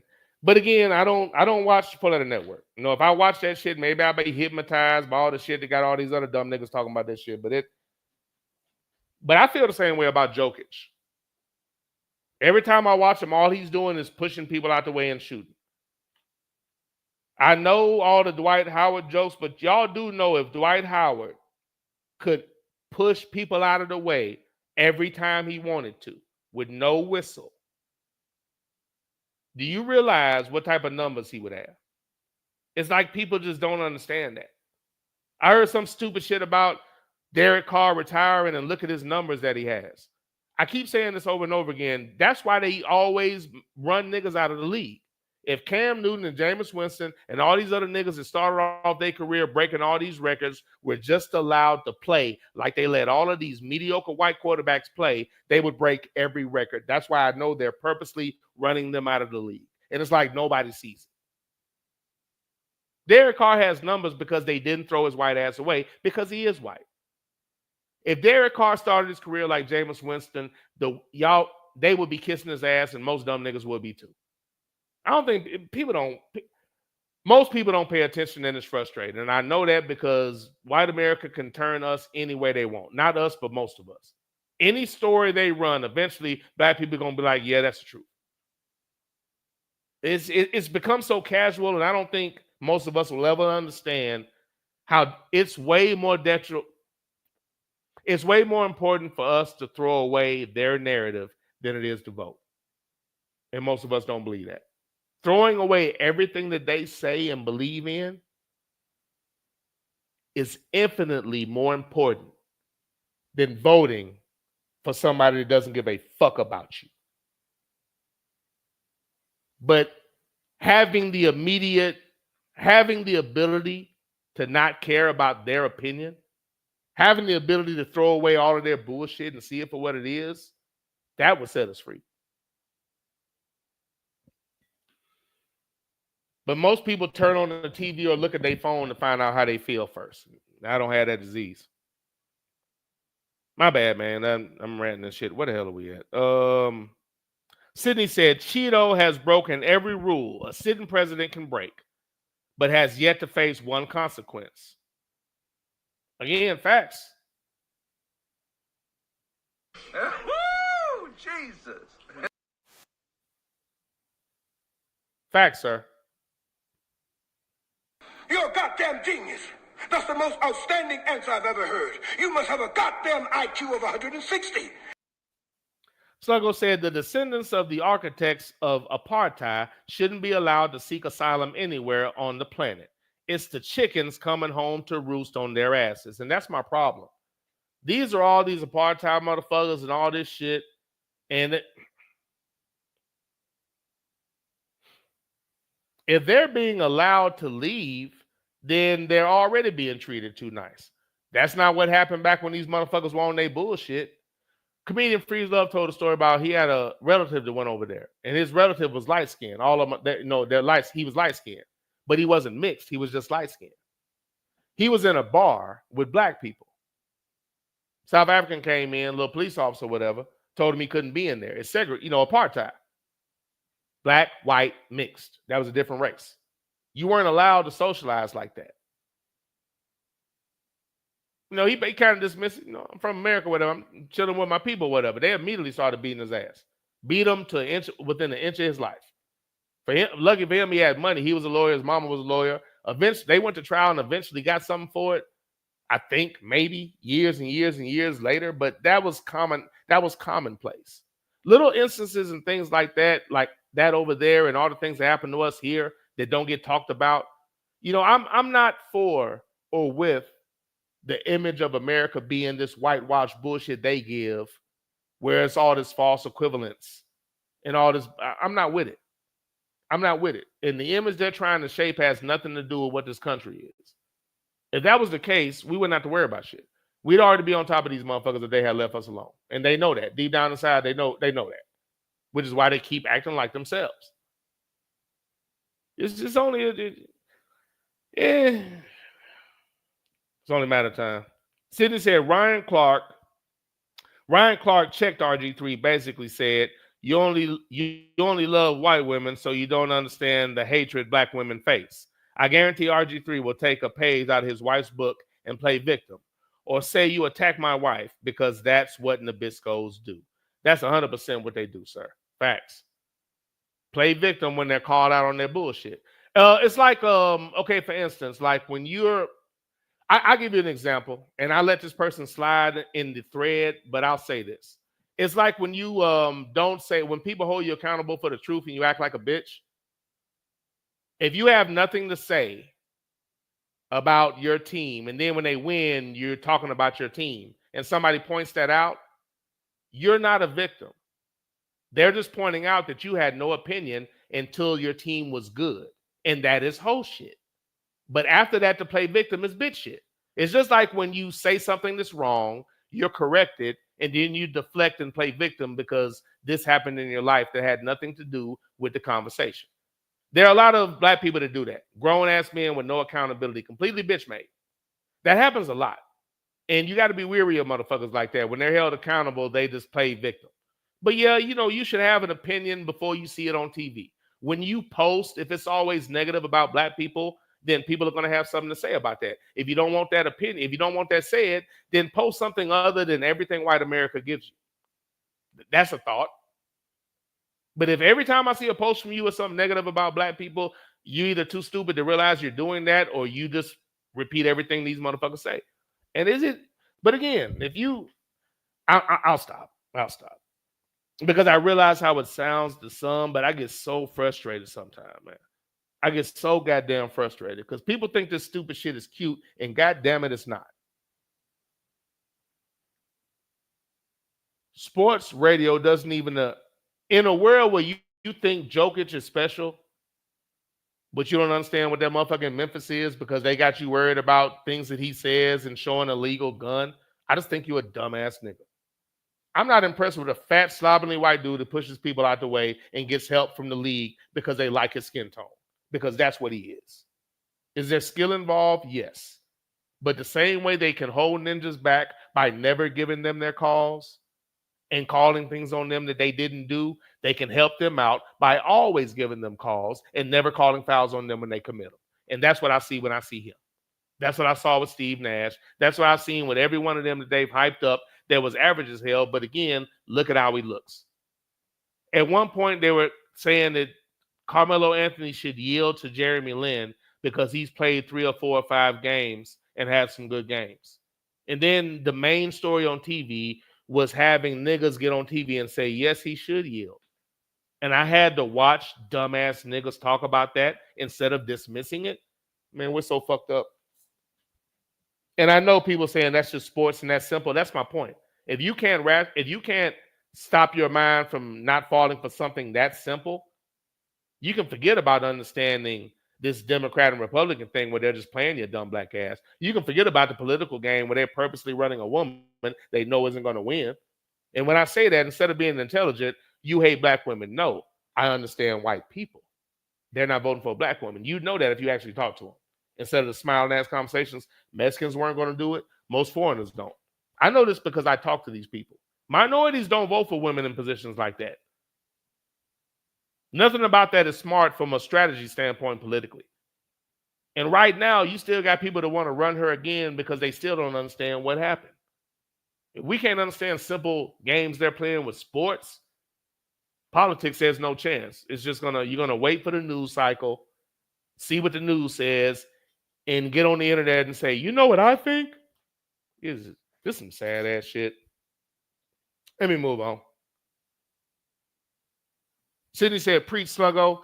Sluggo said, I'm glad Jokic is out of the playoffs. Let them find another colonizer to glaze. Oh, that's beautiful. Oh, Oklahoma City put them out? Cool. Sluggo said, there's a reason I have no desire to visit America 2.0, a.k.a. South Africa. Yeah, me either. Yeah, but that's what happened to dude. And like after they left or whatever, the people in the bar came and picked him up. Freeze told the story. But yeah, they just left him there to die. And again, asylum or whatever. Okay, interesting.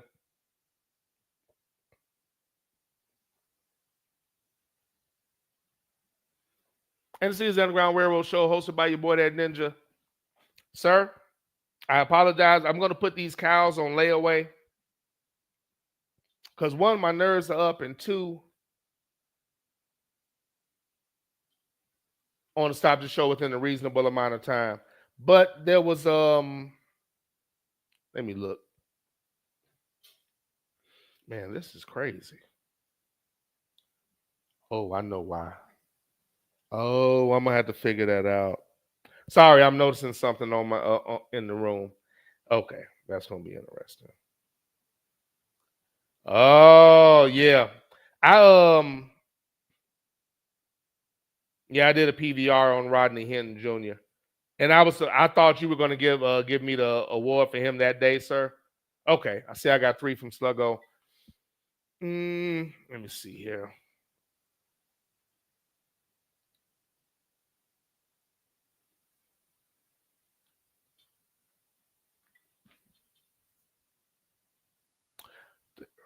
Tell you what I'll do.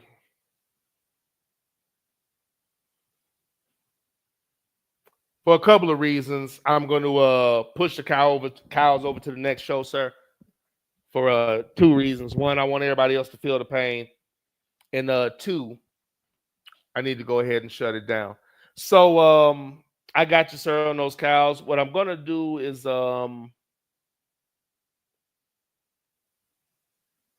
I plan on doing another show this week, and I know I said that multiple times, but I do actually plan on it. I have my niece is graduating Friday.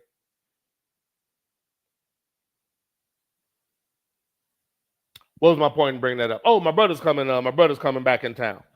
So my brother's gonna be here like Thursday or Friday because my niece is graduating. So Slim coming down, that'd be cool.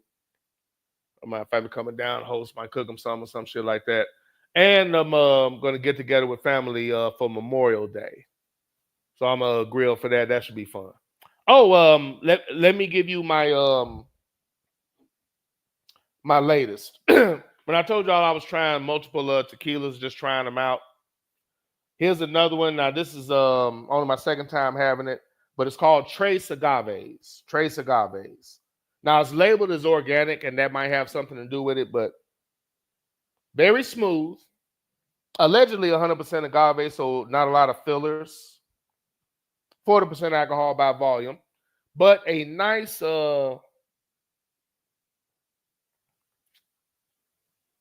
nice little bit of burn, but it's smooth. Nice little feeling to it. Doesn't have that sweet taste like Casamigos. How it kind of has a little vanilla taste. I can't really deal with that. There are a few tequilas that got a kind of a sweet taste to them. Can't do it. Can't do it. Oh, latest cooking thing. I don't know how big y'all are on these, but is anybody like a big fan of quesadillas? Because I've always been.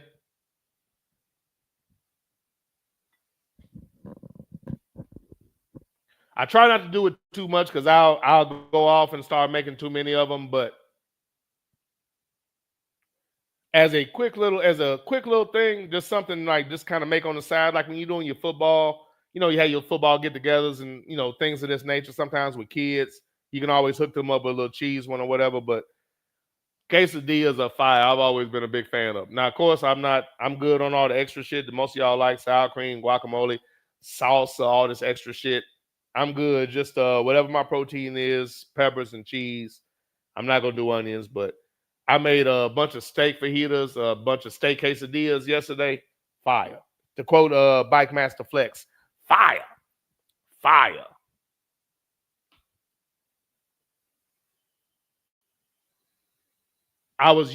Previously I was using like a griddle. One of those griddles, that cooks on the top and the bottom. I actually prefer just to make them in a skillet. Like I've made them before, but I've done it in like a little griddle, like one of those little press. I actually like making it in a frying pan better. It actually comes out better. It's a lot easier. So you basically just get your content ready, throw it in there, fold it over, quick little hit, you done, man. And I've always loved them things, though. They're too quick and easy to make. I was making them before, but actually I wish I was using the frying pan before because they're easier. It's actually easier that way, but that's not bad. Not bad at all. Sluggo said, I haven't tapped into my white palate, so no, I'm not into those, sir. Oh, you motherfucker. What, a quesadilla is not a... Hold up, so I'm the only ninja that eats quesadillas now? Stop it, sir. Stop it. But nice joke. Look, man, appreciate y'all. Thank you for the back and forth. Hey, quesadillas fire, man. I'm actually thinking about going here and making a few shrimp quesadillas right quick. Believe I just may do that. Man, I think I may have found a new tequila. And maybe it's the fact that it's organic, but this is really nice. This is really nice. I have to look this up and see who actually makes this, but this is not bad at all. Let me make sure. That's pretty damn smooth. Here's what it is. Just throwing it out there. Appreciate y'all, man. Thank you for the back and forth. We will the next bracket tournament. Next show, I'll remember to do that more towards the front. Need to figure out what the next bracket tournament is going to be. Maybe it's off season, so maybe one or two of those before we get back into football. I didn't get around to finishing grading the draft, but not tonight. Not tonight. I may do a bonus show, in which case I'll read the cows, do a quick draft grade, couple little side things. Quick draft grade, read those cows, and also figure out the next bracket tournament. So I'll let you know this week if I'm going to jump on again. We'll figure out the next bracket tournament and go from there. Hey, look, man, appreciate y'all. We're going to do abbreviated outros, and I'm going to chill out for the rest of the evening. Appreciate y'all, man, as always. Thank you for the back and forth. Take care and be... Well, you know what? Before I do that, R.I.P. DT. Pops taught me to think of all I speak, but do not speak all I think. Simply put, this means that sometimes you need to shut the fuck up and keep it to yourself, or at least think about what it is you're about to say and who you're about to say it to. Thank you for that game, Pops. I appreciate it. R.I.P. DT. And as always, I take a shot for Pop on the way out the door. R.I.P. DT. Love you, Pop. Shout out to moms. I'm about to go flex some more of these cooking skills you taught me. Appreciate y'all, man. I'll see y'all next time aboard the train. Take care and be...